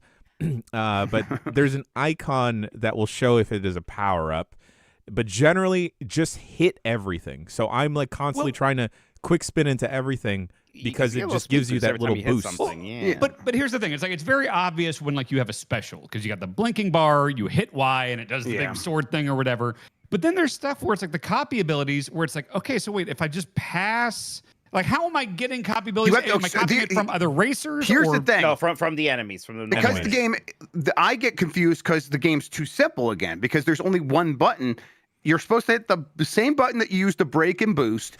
When you go up to an enemy, I think you hit that, and that sucks them in. And then once you have them sucked in, you hit that same button again to use that power. So Sometimes. wait, if I want to suck, I have to slow down? Like, because Well, the you break just button. just Tap it tap for a it. moment. You got to do Just like a tap quick it. suck, like Just a quick quick little suck. suck. Okay. I think you Some- guys need another hour-long direct explaining the No, we understand. We understand. 107 minutes of directs for this game. And you guys still don't know how to play it. I'm still lost on a lot of it, Like, honestly. do you at any point is there like, okay, Mario Kart, I have a red shell, it's floating above my head. Is that ever the case, or is it just No. like because some of them, I looked up all the icons, I looked at the legend where it's like this is the sword one, this is, but each one of them seems to have different rules. Where it's like, oh, if you're braking and you hold back on the analog stick, you'll shoot a ball or something. That's And this true. one, it's automatic fire whenever you pass something. Like, how the fuck am I supposed to know any of this? Just keep playing it, I you guess. just you'll you learn. just got to enter in a flow state, Dan, and just keep going. You This just is got the to keep opposite of a flow state. you just got to keep I think- spinning and sucking. That's the Sakurai like MO.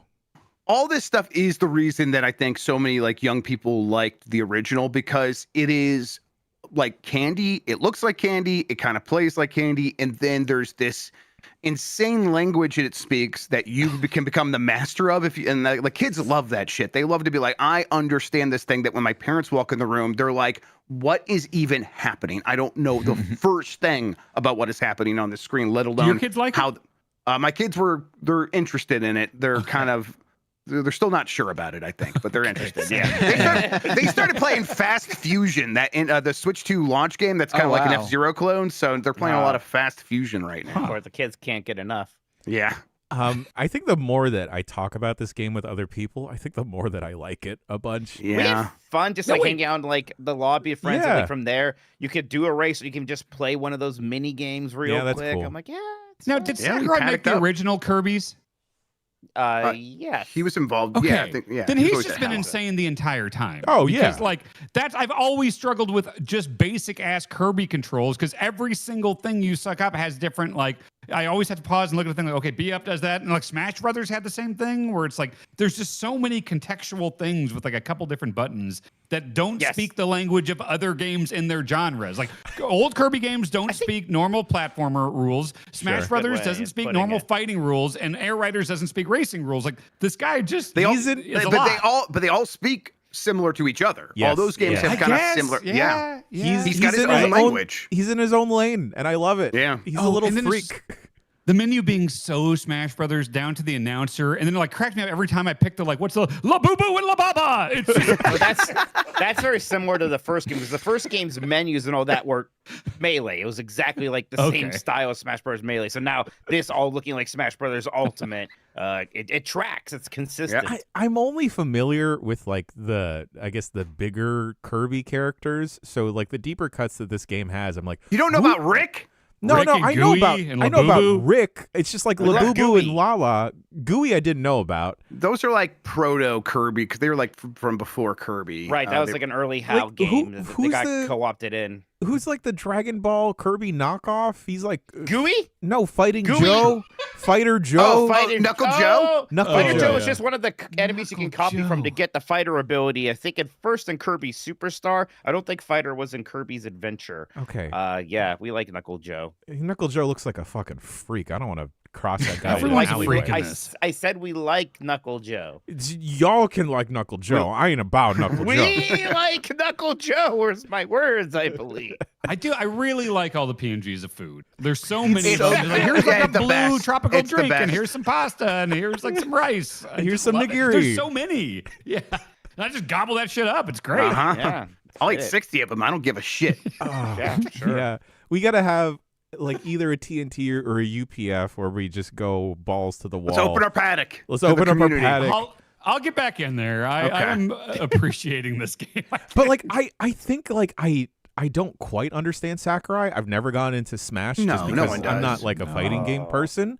But Maybe that's I why I l- like this maybe a bit more right away. Is because I speak his language more because Yeah, I think so, yeah. yeah, but I love his brain because why the fuck would you make Kirby, which doesn't really quite make sense when you think about it, and then a penguin with a gigantic hammer, and then you have Labubu and Lala, like Dan mentioned, but also, hey, here's just a fucking hamster. Yeah, it's just Rick. Rick. Shouts out to Rick. Shout out I to like- Ricks. I like the fish too. Yeah. Which A lot one's of the good stuff. fish? There's a fish from Kirby's Dream Land 2 as well. I think the fish and Rick, and then there was a third animal as well. An octopus, or was that 2? That was 3. Out of the octopus. And then there's like a weird, like I think it's a Japanese demon, Meow! but he chibi'd it up.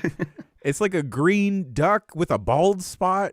I don't remember. Also, what it's sometimes like. you just Friar turn into duck. a UFO. You'll just turn into a UFO and have no idea why. And it's like, I guess I'm a UFO now. That's like the Bullet Bill ability, I think, from Mario Kart. How did I get that? Did I eat or you had to be suck? real Or... bad. Be in last place. Okay. Yeah. Well, that happened. Is it like the part-time UFO character? Because HAL Laboratory made that. I wonder if he's bringing that into the game. UFO I don't know.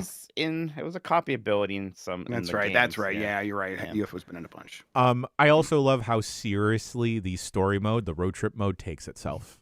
Yeah, it has a CG opening scene. That's the thing too, is like whenever you boot up like Smash Ultimate or whatever, and there's this huge anime ass cutscene, it's like, wait, no one's taking this seriously, right? It's like, wait, no, I think the whole development team took It was this so very funny. seriously. It was so funny, Dan, when you were watching me and Kayla play the game without Smash Bros. Ultimate without items. I had never watched someone I've never pressed the block button in my life in Smash Brothers. I've played thousands of hours, probably Smash Brothers. I've never played with items off. I've never seen anyone play with items off, and I've never seen anyone use the block button. And you guys played it like it was a completely different game. It blew my mind. Good. But kind of fun. Good. It's very Love fun. it. Love it. Love it. All right, folks, that about does it for video games. We're going to take a quick bricky break, and we will be back with the news. In the meantime, if you're feeling a little famished, just go look at some food PNGs. We'll see you on the other side of this break. Print them out and eat them. Print them out and eat them. Okay, I've done it.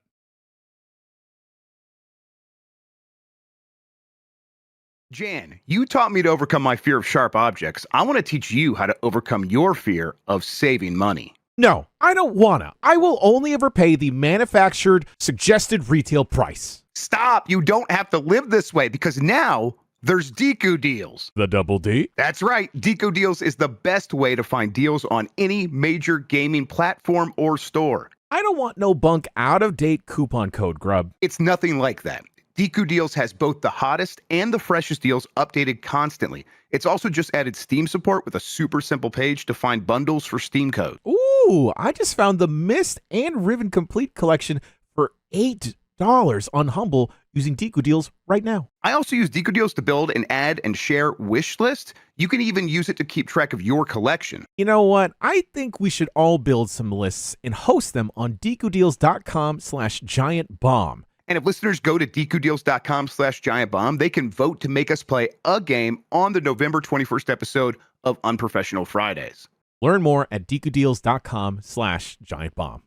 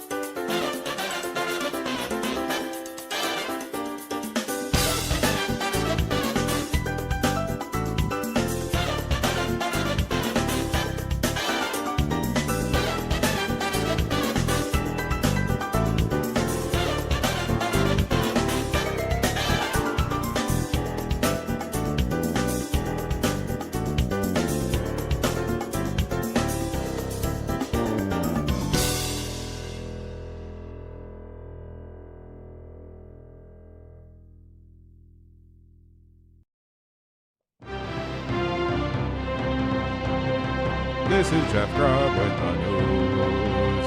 Jeff Grubb. Howdy, everybody. I have news for you. Let's get into it. An entire PS5 now costs less than 64 gigabytes of DDR5 memory, even after a discount. The rise of AI is causing a massive surge in prices for PC components like DDR5 RAM due to increased demand for memory and storage. We've talked about this a bunch on various shows, but the price keeps going up, and the expectation is it will be even more expensive next year. This is worth bringing up because, hey, the PS5 uses DDR5 memory, as does the Xbox Series X and Switch 2. That's the memory that is like for the main system memory. GPUs would use even faster memory, which is also affected by this, frankly.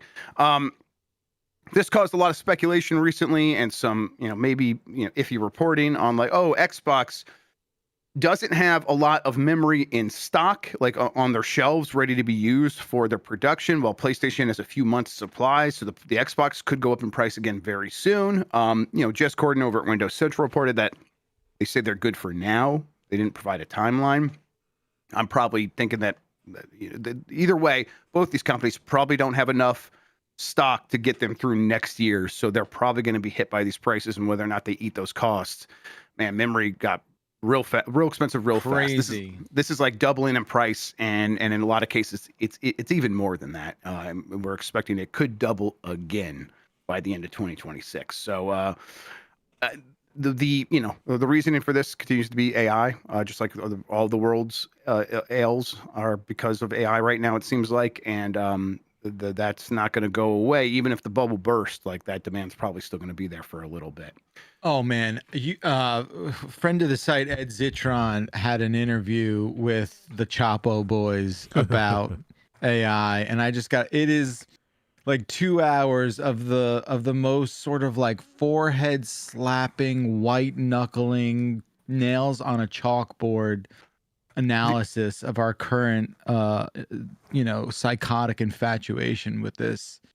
I didn't listen to that. Did they was there anything that really stuck out to you? Because there's some things I learned like in the last week that's like, oh, this is why it's definitely a bubble. But I don't know, maybe you heard something. I mean, it's I think the bubble part, I think is very sort of like surface level at this point, right? I think the thing that he was talking a lot about is just the psychotic pace in which these data centers are being constructed, the environmental implications of it, the community implications of it, and just how there seems to be like so many checks being written that will never be able to be cashed in a way that is certainly troubling. I don't know, we've been saying this for like over a year now, and now I feel like the this won't be bailed out, the headlines are starting to come out, and it's just like the one guy that said that in the government was already like, well, we just can't let this collapse though, so what are we going to do? It's great. It's a good listen. It's pretty long, but Ed's real good at watering it down and kind of communicating, and yeah, it's nuts, man. Oh boy. The thing that really hit me was so these companies have to report like things to investors, like the investments they make in their technology and how that's depreciating over time. Like what value are you still getting from a GPU that you bought from NVIDIA like 3 or 4 years ago? And one of the things that they're doing is like, no, we're still using those, and like we're going to depreciate them at like a normal rate, as if it's like a forklift that will last for 20 years. When in reality, those GPUs that cost $6,000 a couple years ago, you can now get on eBay for like $100 because NVIDIA is just putting out new ones that are so much more efficient and so much faster, and they've increased the cadence at which they're releasing those things.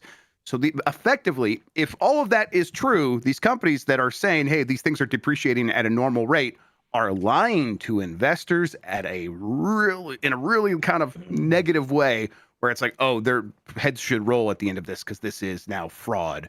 But all the companies are doing it across the board. So he wasn't talking. Yeah, he talked a little bit about depreciation for sure, but also talked about how like all of these like highly specialized GPUs that are just like once they aren't being used for what they're being used for, they just become almost worthless, right? They're And then worthless. it's like, yes, and after then like it's a like year or two. Yeah, and then it's like, then what? Then you have all this silicon, all this stuff that is just like waste. Like the sort of the just completely unadulterated, unregulated, wild rush to build and construct with no regard for humanity or human life or any of like fuck all the consequences. It's just so short-sighted and wildly frustrating in a way where it's like, no, we will never have nice things going this way. Like, it's just, We don't learn anything. yeah, it's just rinse and repeat, and who the fuck cares? And it's the next generation's problem. What do I give a shit about? And I think I saw Nikki shared somebody's making the AI grill, the brisket. AI is gonna cook our meat. Everybody. Cool. You're heard gonna of be the the revolution? spokesperson? Yeah. Your joke has been replaced. Yes, now I feel like a joke. Oh, You're buddy. obsolete. God, we were all joking about, our fridges don't need Bluetooth, and how quaint we had it. Oh God, yeah, that was the worst ever problem. The fucking Internet of Things, that bullshit. Hey, oh God, I'd kill for it now. I was at dinner with friends last night, and the topic came up of, hey, remember War of the Worlds came out this year? I'll never forget. The only good thing that happened this year. I cannot wait for the Chris Pratt version of that. Amazon's got another one where Chris Pratt's just sitting in front of a screen for the whole movie. Stop What? it. They're making another one? Yeah, it's that's not. right. I saw the trailer for it. It's not a sequel. It's not related to War of the Worlds. It's just the exact same style of movie where he's like, there's a lady on the other side of a phone call, and he's sitting in a room, and he's kind of being like tortured or it's like a trial. It's like a trial. That's right. Yeah. Oh. All right. And he has to yeah. prove his innocence. He's like, Over a it's Zoom like call. basically, imagine if someone put you on a computer. It's like, use the internet to prove your innocence for this murder, or we'll kill you in an hour. Yeah. I think the internet would prove my guilt in a lot of things. All right, so we got this, Dan. You just sit back. Yeah. Oh, he's dead now. All right, next up, Vampire Crawlers, a first-person deck-building Vampire Survivor spinoff is coming next year. This is one of the things announced at that Xbox partner preview that happened last week. Ponkel has announced the Vampire Crawlers, a first-person card game and spinoff of Vampire Survivors, set for release in 2026 on a bunch of the platforms. It'll be day one available on Game Pass. They basically said, we want to take the idea of the core pillars of Vampire Survivors. They would describe those as accessibility, immediacy, affordability, and replayability, and apply those to other pre-existing genres. In this case, it's a dungeon crawler, but with card modifiers and then a bunch of other stuff. It looks pretty cool. So I'm people played loading it. up a trailer. That sounds very good. This is how we get Dan into dungeon crawling. Yeah. I think I'm fine with dungeon crawling. I'm not into it. Okay. Like Diablo's a dungeon crawler, right? It's a little bit different than that. What is Yeah. like the dungeon crawler? Etrian Odyssey. Wizardry. Wizardry. Okay, maybe I'm not into dungeon crawling. I think Jessica Cogswell over at GameSpot did a preview. I think she got to play it, and it seemed like she liked it. I like the look of this a lot. It's got this a is just- fantastic look. Okay. Yes, I will definitely play this. I will play it too. Other things announced as part of that partner preview included Eminem will hire Agent 47 to kill Slim Shady in Hitman's next elusive target mission. But Wasn't this his Eminem, old concept of his last album that came out like 6 months ago or something? I think so, yeah. And now we're he getting knows Hitman. he's Slim Shady, though, right? I don't know if he does. You see, Slim Shady's the kayfabe, brother. You see, well, there's three. He's got three kayfabe. If You you got die Marshall in Mathers, kayfabe, you Eminem. die in real life. Yeah. Exactly. Yeah. Yeah. I'm confused by what's the difference between like I know Slim Shady is the like wacky pop single version of him, but then what's the difference? Marshall Mathers is his shoot name. Then who's Yeah. Eminem? That's just his MC handle, right? That's just Okay, what- so normal MC Eminem, but then wacky real Slim Shady. Is right, Slim and then Shady, the Dad character. is Marshall Mathers, or Right, yeah. the dad who wants to kill his ex-wife. Yes, that's Right. Marshall Is Mathers. I Agent see. 47 just a hitman for hire? I thought he worked Whoa. for the government. Well, and he would, I thought he was on the up and up. You yeah. got enough money, Mikey. You can hire anyone. No, the government does not employ any hitmen. No, there are no. That's not an official job in the military. He We was killed always Bin been Laden. a contract killer. We killed those Bin Laden. Are weren't they not hitmen. yeah, but if I went up to Agent 47, like, hey, I need you to kill this nun. Like, is he just gonna do it? Bin Well, he's Laden. got- Are you calling Bin Laden a nun? No, no, Dan, that's a separate conversation thread. That doesn't have anything. It just seemed like a funny sentence to say. I mean, I think they probably justify it by saying he's probably got a code, like no women and children, that sort of thing. Like Omar from The Wire. But he definitely has killed. Yeah, like Omar from The Wire, exactly. Yeah. Like in the I want an video Omar games- game. Oh yeah, in the video games I played, all the people I killed seemed to be bad. Right, think. but it is but he was like a hired contract killer that's part of this organization that is essentially like a shadow CIA. So you're not too Right. far off. Yeah. Yeah, but like Well, just didn't like we try to kill Castro with like exploding cigars and shit? Like, don't we do that stuff? Yeah, right? we have assassins. Yeah, but they're not, you wouldn't call them hitmen because that's What's the difference? A freelancer. A hitman is a freelancer who's kind of like hired a contract killer. Yeah. So illegal. Yeah. Right. Okay. But if the president tells you to 1099s do and it, everything, but yeah. yeah, Right, exactly. Okay. Okay. All right. Either way, I think this elusive target is popping off soon. Let's see here. A paid cosmetic pack, the Eminem versus Slim Shady pack, will also be released the same day for $5. So there you go. Now, I don't want Eminem to release a diss track on me, but maybe I do. maybe. Why? Like, no offense to him. No, these are weird partnerships. Yes, you're right. I don't get it. I don't want to talk And also, about... why is it? This is weird timing. If it was like a week before the album came out or something, that's one Sure. thing. Because it was the whole concept. Who of it, knows? Who knows how these things come together? Yeah, making you know? games is probably just hard, and so Like, it probably I took don't a little know, bit longer just- than they were Just thinking. go eat hot wings with the bald guy instead. You don't have to make a video game thing. Has he not done that yet? I don't think so. Okay. I mean, They there's gotta be some people who just like I couldn't do it. There's gotta be some celebrities like I can't eat spicy food. That's not an option for me. So make me a Hitman level. Yeah, that's Yeah. the second step. That's what you think- pivot to. You think Slim Shady has Crohn's? Maybe is that's Sim why Sh- he's so angry. Marshall doesn't. Yeah. Sadie's No, a- Marshall a- doesn't. I think this brother. whole beard era of Eminem is weird. He's got like a Hollywood Hogan beard, and it's just a weird look. I'm sorry. Wait, Mike, do all your people in your life that have Crohn's, they're your butt brothers? No, just my one friend's dad who has Crohn's calls me that. He's really problematic though. Does he Hey, think, Far Cry. Go ahead. Sorry, does he think you and your friend are more than friends? And that's why he's also calling you guys butt brothers?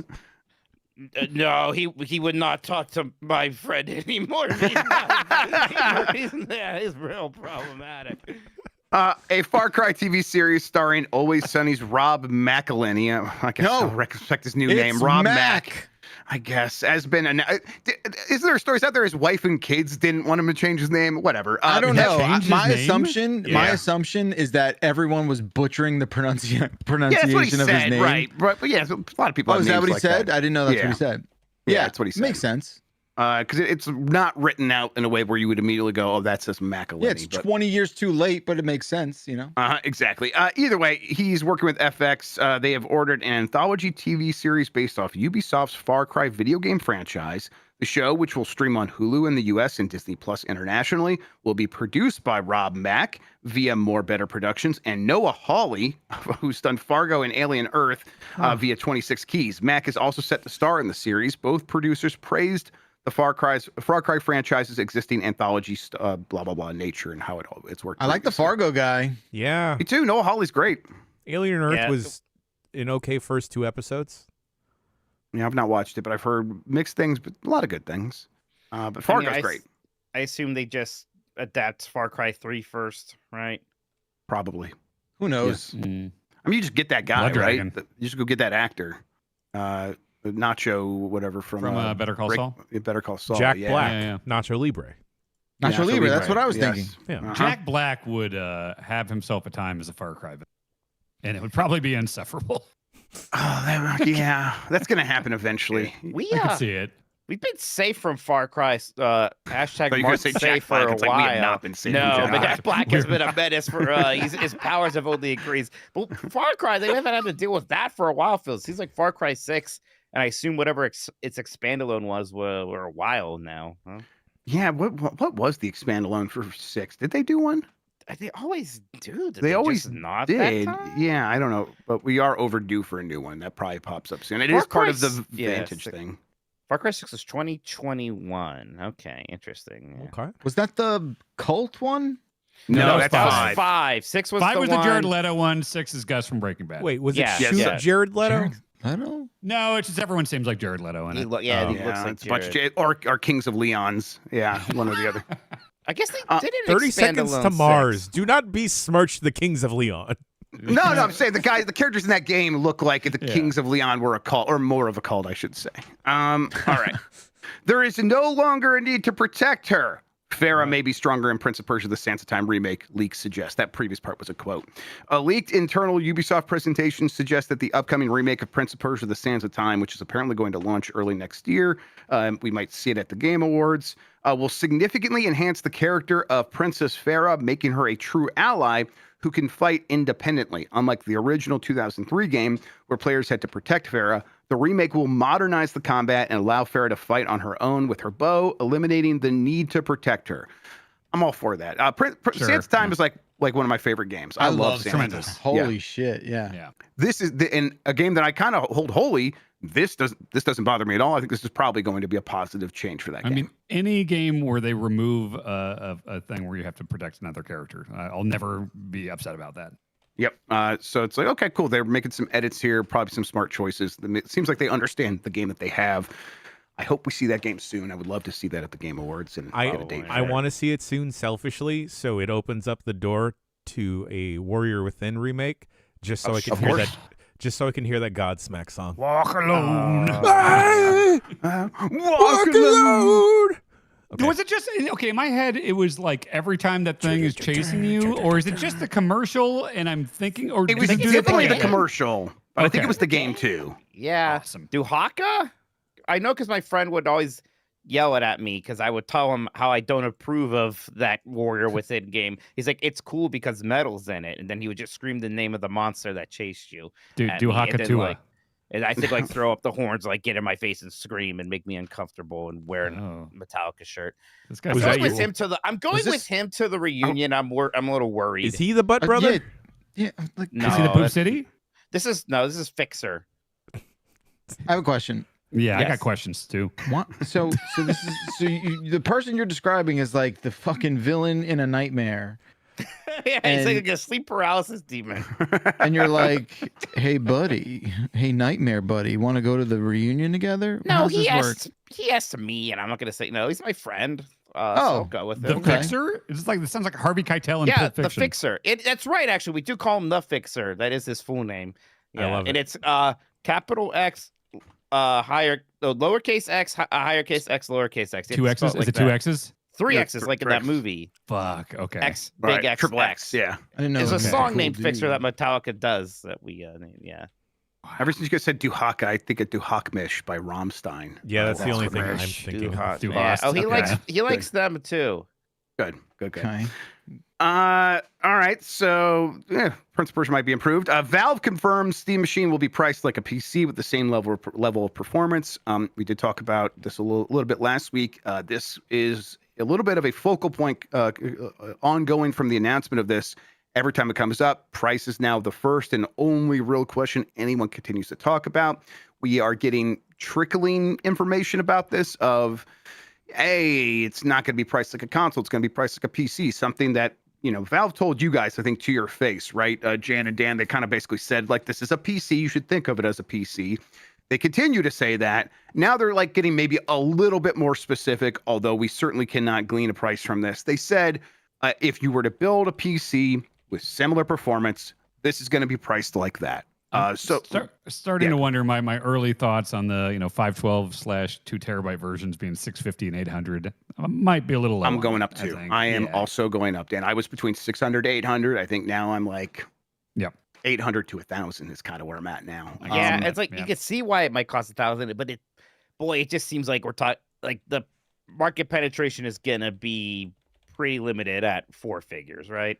Yeah, it's like I'm trying to think like a laptop with similar specs. Those are probably like 1,200 to 1,400, right? Yes.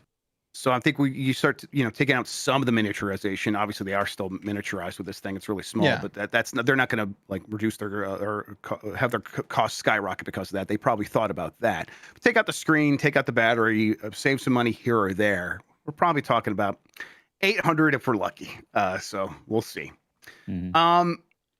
Well, probably get information on that here relatively soon, but they probably come in the new year and talk about the price then, right? We're not going to get another. Yeah. Yeah. At least the RAM's real cheap these days. Yeah. Yep. That's they the pre-bought reason it. They pre-bought all yeah. the RAM. They will at least be able to command a bit large orders where they could save some money on their components. They're going to be a big vendor for whoever they work with, but that's not going to do enough to push those RAM prices down. Okay, let's see here. Nintendo starts removing player-made bikini chef from Kirby Air Riders. Can't believe Nintendo is censoring the players. Nintendo's woke. Actively removing player-created machine designs from the Kirby Air Riders machine market. Something we didn't talk about at all, but there's a market where people can make their own machines and sell them to each other with in-game currency that depict the character Chef Kawasaki in a bikini. The meme originated from 2020 fan art, and players quickly used the My Machines mode, which allows for creative asset manipulation to upload their own bikini Chef Kawasaki. And I thought Mike's nipple design was even more risque, but yeah, right. Hey, I put on the market. I'm not stupid. That's right. You're not tempting fate there. Yeah. I mean, this thing is honestly, not even that lewd. It's just funny. Come on, It's Nintendo. Why is Nintendo trying to body shame Chef Kawasaki? Yeah, Exactly. That's a good point. Why are they evil? Yeah, I think there was multiple variations on this early on. And there was one in a micro bikini that was very skinny. I think they got rid of that one. I think the one in the normal size bikini is still on the store. And then, of course, since then, people have added a bunch more. There's a gold rush now on bikini Chef Kawasaki. Yeah. Nearly half of U.S. kids want in-game currency this Christmas. I was going to ask you guys, if someone got you like V-Bucks, would you be upset or would you be excited? As an adult man? As an adult man. I'd be into it. I guess. I mean, I wouldn't be. There's worse gifts. I'd rather have those than Robux. Yeah. Yeah, I don't want Robux. Look, Miss me with the Scratchy's Robux. like fucking $30. I'm still looking at Scratchy in that store every day. That is insane. Just how much That's a a character. lot. costs. Not quite. It's like 26, 27 or something Might like as that. well be I think. 30. Yeah. It comes with Scratchy comes with Itchy as a little companion, and he follows you around, and you get the axe. If it was Poochie, we'd be having a different conversation. I would get Poochie immediately. I'd be right there. I didn't get Mo. Like, look, I bought the battle pass, which was basically like buying missions in games so I could unlock the things I did that. I got my Homer. I gotta stop there. I looked at Mo, and they did the thing. Of course, I have some V-Bucks left over from when I had to buy the thing. Like, Of course. well, if I just buy a bit more, I can get Mo. And I'm like, Exactly. no, Weird. Stop! I don't need Mo in Fortnite. And you got Sexy Flanders now, right? I got Sexy Flanders. I got normal Flanders. I got Marge. Yep. I've got the Simpsons version of the banana and the fish guy. Oh, the Professor Frank banana. No, yeah. that is like missions. That's a different thing to unlock that. That's I don't right. know. Oh, the Blinky as a person. Yeah. God, actually might be close to Professor Fake. Maybe I should look at that. I don't know. Make you laugh and make you think. It's I all that to say, I guess I'd be okay with that as V. I mean, like that is the currency though, if we're being honest. Like I want to know how much of this percentage of kids want V-Bucks, right? Like that to me is I think what they do. Like, because I know my nephew and nieces like it. I find it a little sad. If I was a kid, and like even if I was a kid, somebody got me a gift card to Toys R Us, I think that's kind of I don't know. Lay. Like for kids now, like that's like the main. I mean, the story is more than half kids want this. This is one of the things they are asking for. They definitely do, and I think that's. I think it's a shame. I'm a little bit with you. Yeah.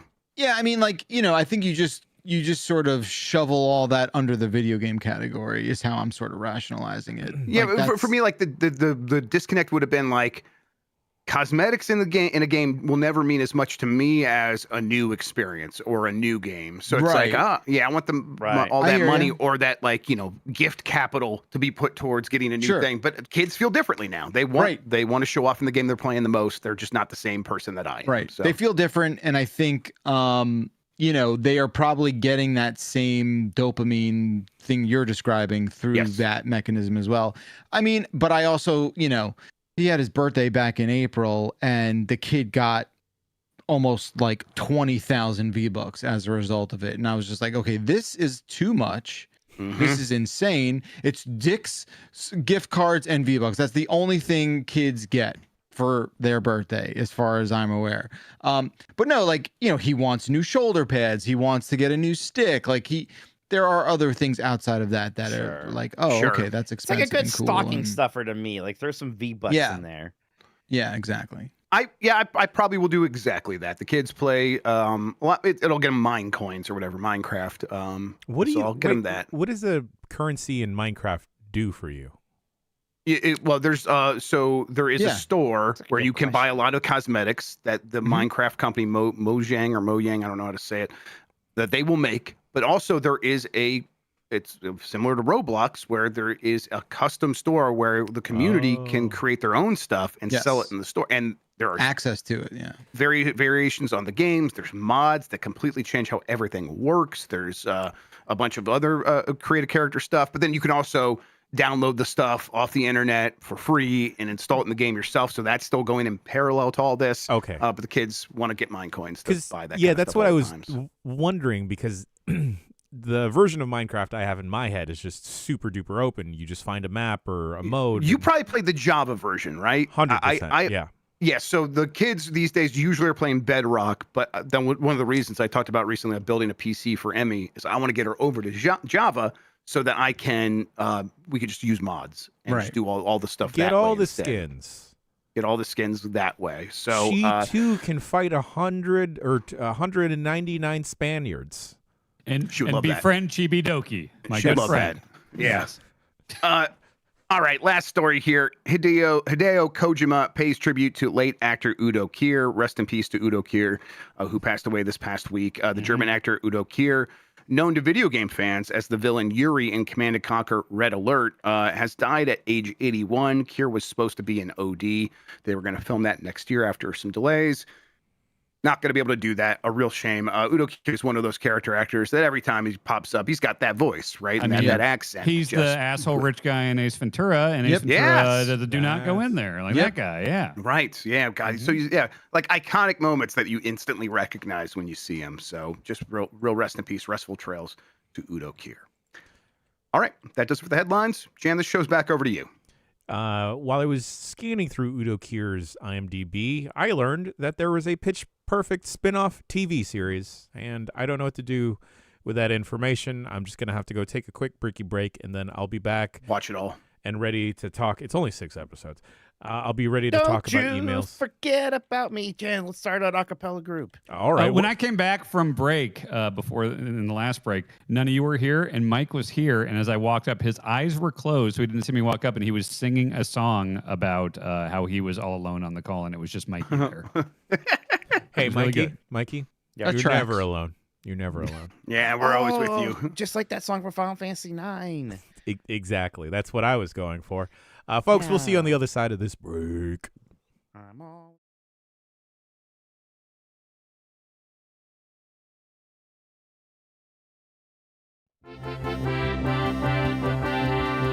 These are the emails for the show. Emails, bombcast at giantbomb.com. Oh, you all definitely heard that one? Oh, Okay. yeah. Real nice. Real nice. Bombcast at giantbomb.com is the email address to send your emails to. Write in about any and everything. You got some kind words. You want to tell us more things about about Vermont? By all means, right away. Bombcast at giantbomb.com. First email of the show comes from Tommy from Virginia. Hey, Bombcast. When The Legend of Zelda Tears of the Kingdom first came out, I bounced off it after a few hours. I could tell it was a great game overall, but I couldn't get into it. I recently got a Switch 2, though, and decided to give it another go. I'm now over 40 hours in and having a blast. Are there any games that you struggled to get into, but eventually loved after trying again? Sincerely, Tommy from Virginia. Yes. Oh, yeah. Yes, Tommy from Virginia. Fallout 3. Oh. Fallout 3. That was like my first Fallout, and I tried it when I got it, and then it just wasn't speaking to me. And then all of a sudden I was just like, you know what? I'm an adult now. I can try a thing again. And I did, and I finished the game. And that got me really all, caught up in the Fallout business. So if it wasn't for just me being an adult and being mature about the situation, I'd never play another Fallout game. Look at you go. Romance stuff. Look at me go. Yeah. That's Death Stranding for me. That's the one. All right. Yep. I tried Earthbound so many times before I finally got into it. Like I played it back when it was like a newer game. I rented it like on the eShop. I think I got it. On the SNES Classics. Basically every time I had access to that game, I would try it again because I thought it was a game I should like. For some reason, I always get like a couple hours in and would fall off it. And just, gosh, sometime within the last year on NSO, I finally was like, no, I want to play through this game. So I did, and it just totally got me this time. Just absolutely hooked me. And now I am like one of those people who's like, yeah, that's one of the best SNES games. It's one of the best RPGs. It's timeless. It's fantastic. And it's like so much more fun to be a person who loves Earthbound instead of being a person who's like, I don't quite get Earthbound. But yeah, it just took decades to get there. I think. Yeah, go ahead, Jan, please.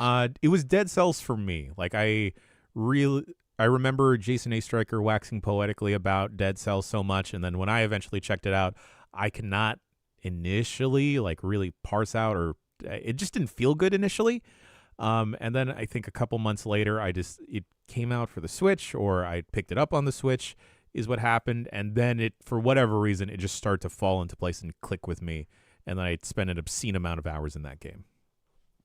Yeah, I think this happens pretty frequently, so much so that it's like it feels like a normal process. So there's like maybe like a lot of games, but the one that maybe comes to mind is Guardians of the Galaxy, where it's like I tried it right when it came out and was like, it's so rote and familiar. I don't know if I'm gonna get into it. And then I feel like later in the year, not that much later though, but I gave it another try and was like, I just like some of these characters a little bit. Let me see where it's gonna go. And by the end, it's like, oh, I really fell in love with that game. Lovely, fantastic.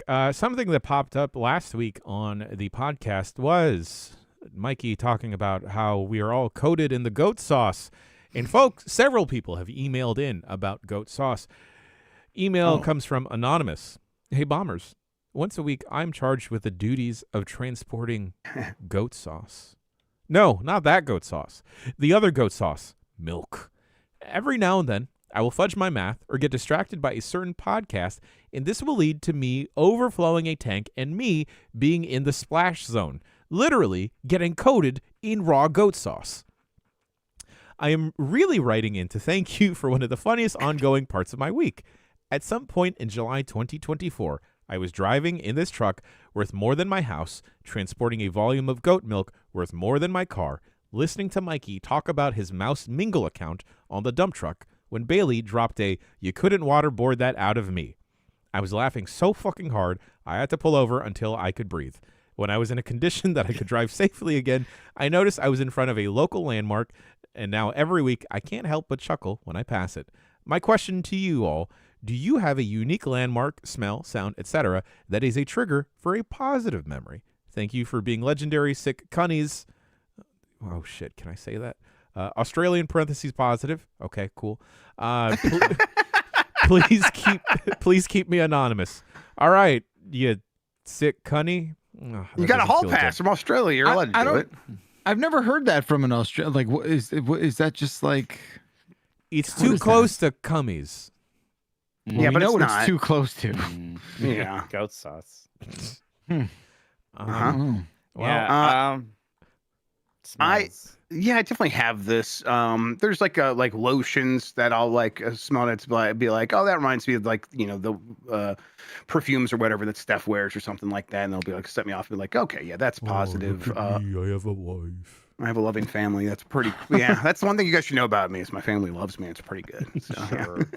yeah. When I go to like AMC now, that's usually where I see movies. It's like that smell of the concession, everything. Like, when I worked there, it's like the same smell from like 1999 when I was working there to now. So it's like, brings me back to those memories of just working at the movies with my friends. I can't think of a positive memory. I only have a negative association with the smell of cream cheese frosting of when I used to work at a cupcake shop and that I swear was haunted. Oh, that's a good gimmick for a cupcake shop. Their favorite gimmick was unfair employee practices and safety, and also bad gimmick. Perhaps hazing new employees and pretending to be a secret shopper or a very disgruntled customer. Fun stuff. Love them. Gosh. Yeah. I hate hazing. Everything about hazing, the concept of it, the execution of it. I think it's one of the worst constructs that humanity has ever created. It's real dumb. Do you have firsthand experience or what? No, I don't think I've ever even done any Right. hazing. If I got a whiff that something involved hazing, I would leave. Yeah, I think it's part of the reason where it's like there's a million reasons why I just like as soon as I went to college, I was like, I'm not a frat guy. I want nothing to like. I would actively, if I had a friend in the dorms that was like rushing or pledging or whatever for a frat, I'd be like, oh, I think less of you now. Like it just seemed like the dumbest shit. The It is, like, hazing weird stuff, that, the whole culture. You know, people like I have agreed to let these people humiliate and demean me for their pleasure so that I can be in their club. I think it's And then eventually do that to others. Right. That's the thing. It's like, well, someday I'll get to be the one who pretends they're better than other people. I'm like, cool. You have fun with that. Mike Minotti, do you have the email or the run of show in front of you? This was one you're highlighting right now. Would you like for me to read? I'll put my glasses on. I think I'm done emanating so much body heat that I fog them up. I would like you to read it. And this is the last email of the show. Yeah, another Australian. Hi, guys. I was really excited for Hades 2, hoping for a deep dive into some of the more obscure characters from Greek mythology, which the game has definitely excelled at. But unfortunately, they completely looked over one of my personal favorites. It's not mentioned much, but Achilles actually had a younger brother named Baphodes. Like his older brother, their mother dipped him in the river Styx as well.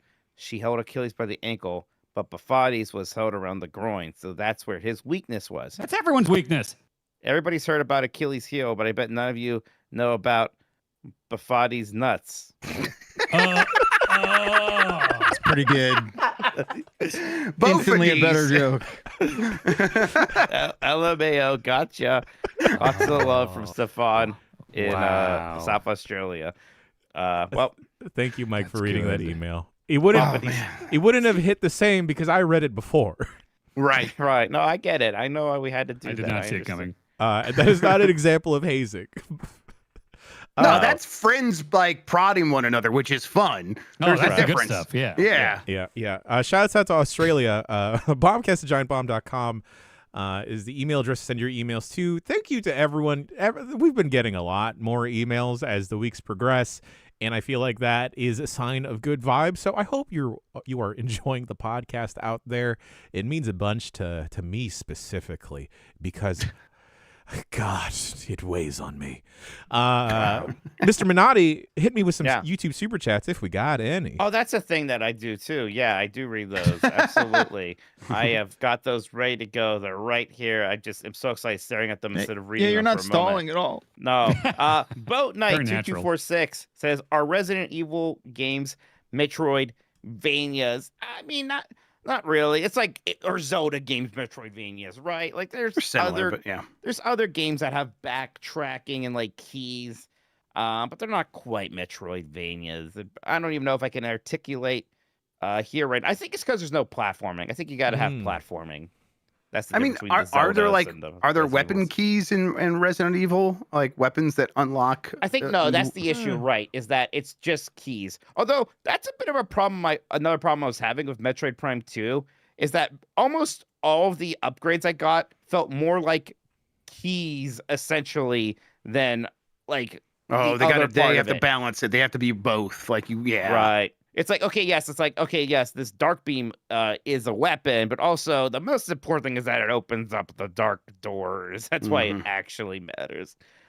I mean, the super bombs are always kind of like that. Like, who uses super bombs in combat? You use them to open up the super bomb exploration, doors.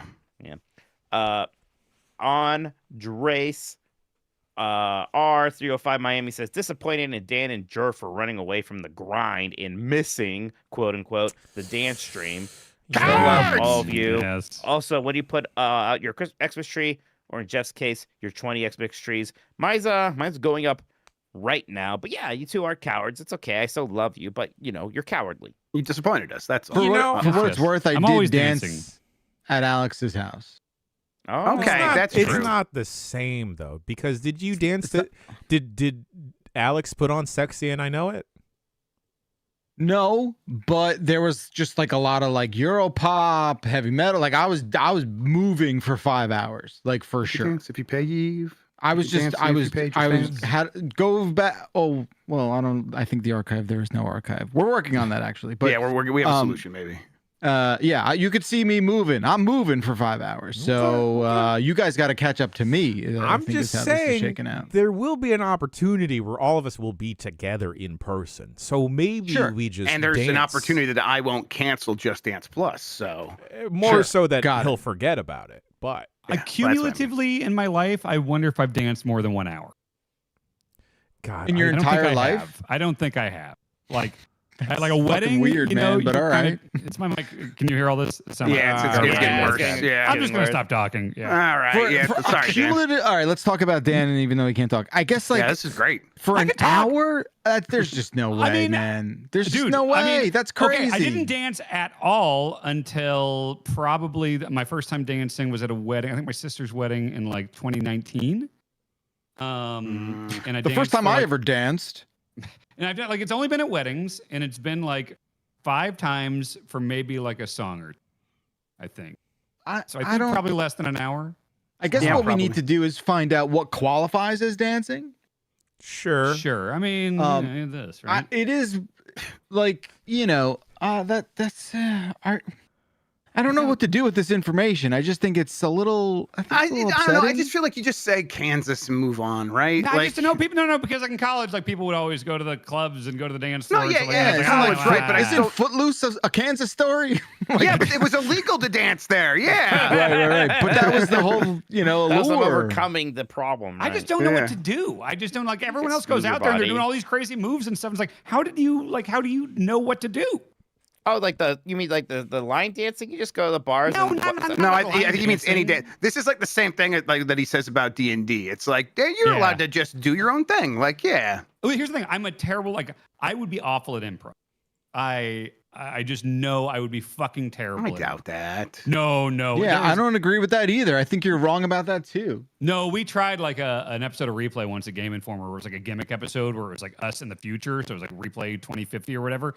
And we were supposed to like kind of play future versions of ourselves. And I just, deer in headlights, had no idea what to do. Sure, I know I can okay. be funny just being myself on a thing. That was and then, that's though. How it doing, would like, work. hits, Yeah. like, That you was know, then, Dan. You're a brand new Dan now. I Kind think I of. can do improv. No way. I've never danced. I like dancing. It was fun. We had a good time. When we got done, I think all three of us were like, we feel better. We felt Yeah, good. Yeah. because you feels good. Dancing feels Yeah, good. to move around. Yeah, it was I- fun. Natural. Listen, I love dancing. All right, fuck, Honey, any I and love dancing. any and every opportunity I get to dance, I'll dance. All right. Just dance, I baby. can't not dance sometimes. I That's would great. good. Just be- It seems fun. People seem like they're having a good time. The I will only just- thing about me is the way I walk. That's Exactly. Yeah. When I hear a sort of can confirm I was dancing. We danced up a storm at Chuck's wedding. We were Yes, dancing. I believe. You can't. If I hear some sort of beat in the distance, I cannot not bop my head to it. It has I'll to do that, happen. but that doesn't count. Like I'll do some of this. Rhythmic. You know? Like, It's the early signs of yeah, dancing. like if you're capable, the hips got to get involved, and then that Get becomes those dancing. hips going, man. Yeah. Get them going. All right, All this right. is going on the timer, Dan. We I saw guess, that. Yeah, start it. All right, Okay. Conan 5 more will- seconds of dancing. Whoa! He's hitting the floss, everyone. Okay. never Oh, mind. yeah, you just keep You- dancing there, buddy. You look like a bad Frankenstein. He looks like the Chef Kawasaki star, actually. yeah. Yeah. All right, next super chat. Conan Kosama says Jan Jonathan Bailey voices a character in Final Fantasy 14. That's true. He's Gratia. I love that. He's good. Yeah. That's a good character. I love Jonathan Bailey. Yeah. I'm glad he has success because he will always be Gratia to me. I discovered that Waterboy in Dispatch is the guy that did that funny Lanky Kong video where Lanky Kong listens to really? the DK rap for the first time. Right, Yes. that video. Yeah. That's one of my favorites. And so, It's yeah, so it was good. It was people like Joe Hever. I'm like, I recognize that name, and then I looked it up. Like, oh, I'm gonna watch Right. this again. That's Everyone a funny like bit. Cog here. What a funny idea. I just love how positive this is. It's bringing everyone's favorite traits. All right, let's It's listen like, to my "Who's leader part. bunch?" That's so true, man. He's the leader without we mean nothing. Yep. Oh Uh, man. By the way, Dan's we've graduated from my mic not working to now it's just doing high-pitched sounds into my ears directly. Oh, this is random. Yeah, I think the government is attacking Dan with like electro beams. The Democrat clouds are right over his house right now, or something. The woodpeckers have begun their next stage of assault. Yeah, you thought Tim they were Walls is on my roof. woodpeckers. Yeah. All right, once again, we got one more here. Zombie Porn says, shout out Jan, Mike, and Grub for Just Dance TMing last UPF. You guys should show the world that there are 3 people at Giant Bomb who have rhythm. Oh, we have rhythm. Oh, thank God. Rhythm. I thought he was going to say we didn't. Yeah, no, Aw. we're good. We're good. We're set. We're heroes. Fantastic. Thank you, everyone, for the YouTube super chats. What we got going on the rest of this week, boys? Nothing is what we got. That's not true. Turkey. That's not true. We're doing a Not Fight true. Club. No, this and, is a whole thing. I have it all prepared. Come on. Dan's You're a lying. liar. You're a fucking liar, Jan. How dare you say nothing's happening? Because then this is where we build it up, and it's like, but after this, a little after this, we have a Tuesday Blight Club Tuesday. That's right. Before Mr. Minotti leaves for his little vacay, he's gonna hit the Hollywood back lots and hit some Hollywood back. What? Behind the scenes, Snots. cunnies. Don't like that. You're not, no, you can't say it. You're not Australian. You don't have He permission. said it like 5 times and no one batted an eye. I think he's Because I pulling it thought off. he would I thought he would understand why he can't say it more the more he You said it. I thought it would feel expect bad to him. me He to can't understand. call anyone that. He can't use it against someone. But I think if he's just stating the word out loud, Jan No. can get away with it. I'm don't gonna think he start can. whenever we're in person together. I'm gonna start entering a room, and I'm gonna start saying where the cunnies at. That's not it. No, you're not going to say that. Yeah, Jan, do it. Oh God, Oh my God, Dan, what is happening? Yeah, just he's derezzing. All right, Dan. We should just kick Dan. Just no, don't leave the is call. happening? Just mute yourself. We'll just finish mute the show. yourself. Just, Mute yourself. He's getting derezzed, everyone.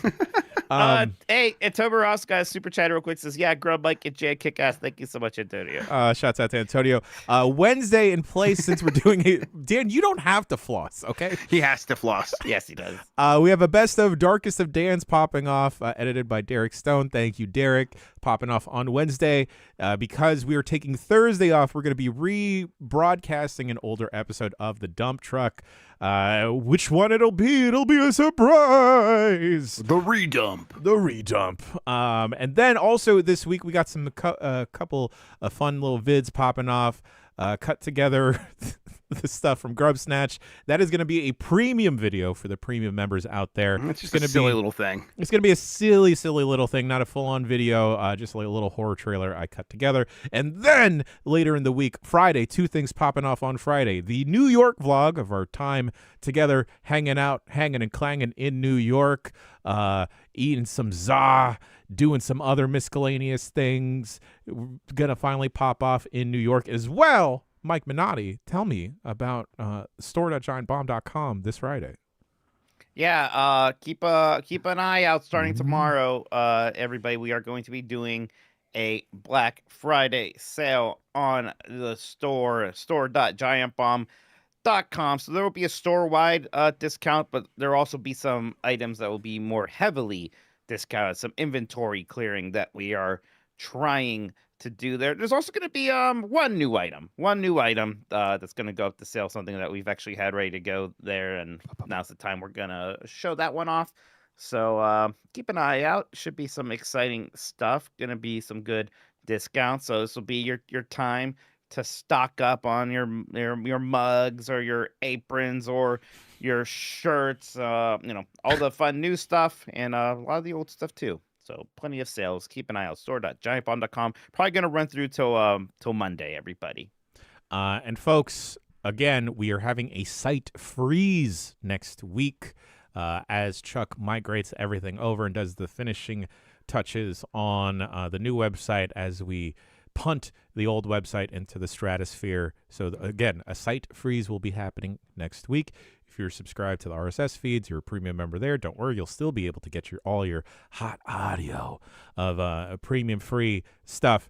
Gang, Thanksgiving this week. Am I forgetting anything, by the way? That sounded you got pretty Blake Club comprehensive. today. There was maybe another video we were working on, but maybe you don't want to announce that yet. Or maybe you did say that. I can't remember. But maybe For Friday? yeah, the New York, whatever. I said that. Yeah, he said it. You said it. I listened, He hit Jan. it. I By heard the him way- say that. I was By the way, paying attention to confirm. something else more important. My bad. I unplugged my 8-bit dude dongle and it restarted my audio mixer and it seems like it's working now. Yeah, you it sounds fixed it. way better. That's actually what I was looking at. It was like Dan was in chat saying that happened. I'm like, what? Okay. What the Maybe- fuck? Okay. It's just maybe some electronic interference there. It's you know, probably a little USB weirdness because Yeah. USB is kind of Power. funky. I think Yeah. that's it. Yeah. power. Weird. Tony Morales of the Super Chat says, Merge Master, can I get some tall clothing? I don't know. I'll look. Mike into only it. respects shorties, so It's sorry, true. bud. Sorry. Shouts out to my short kings, queens, and Short MDs grandma. out there, and short grandmas out there. Holler. Short Anti-water non-water club. drinking grandma. Yep. Anti-water club.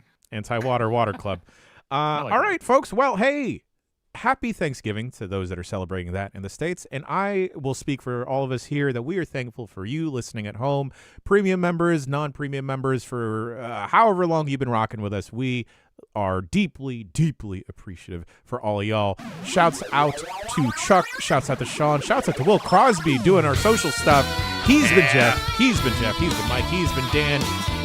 You at home have been absolutely gorgeous. And maybe I'll stop saying the Australian word.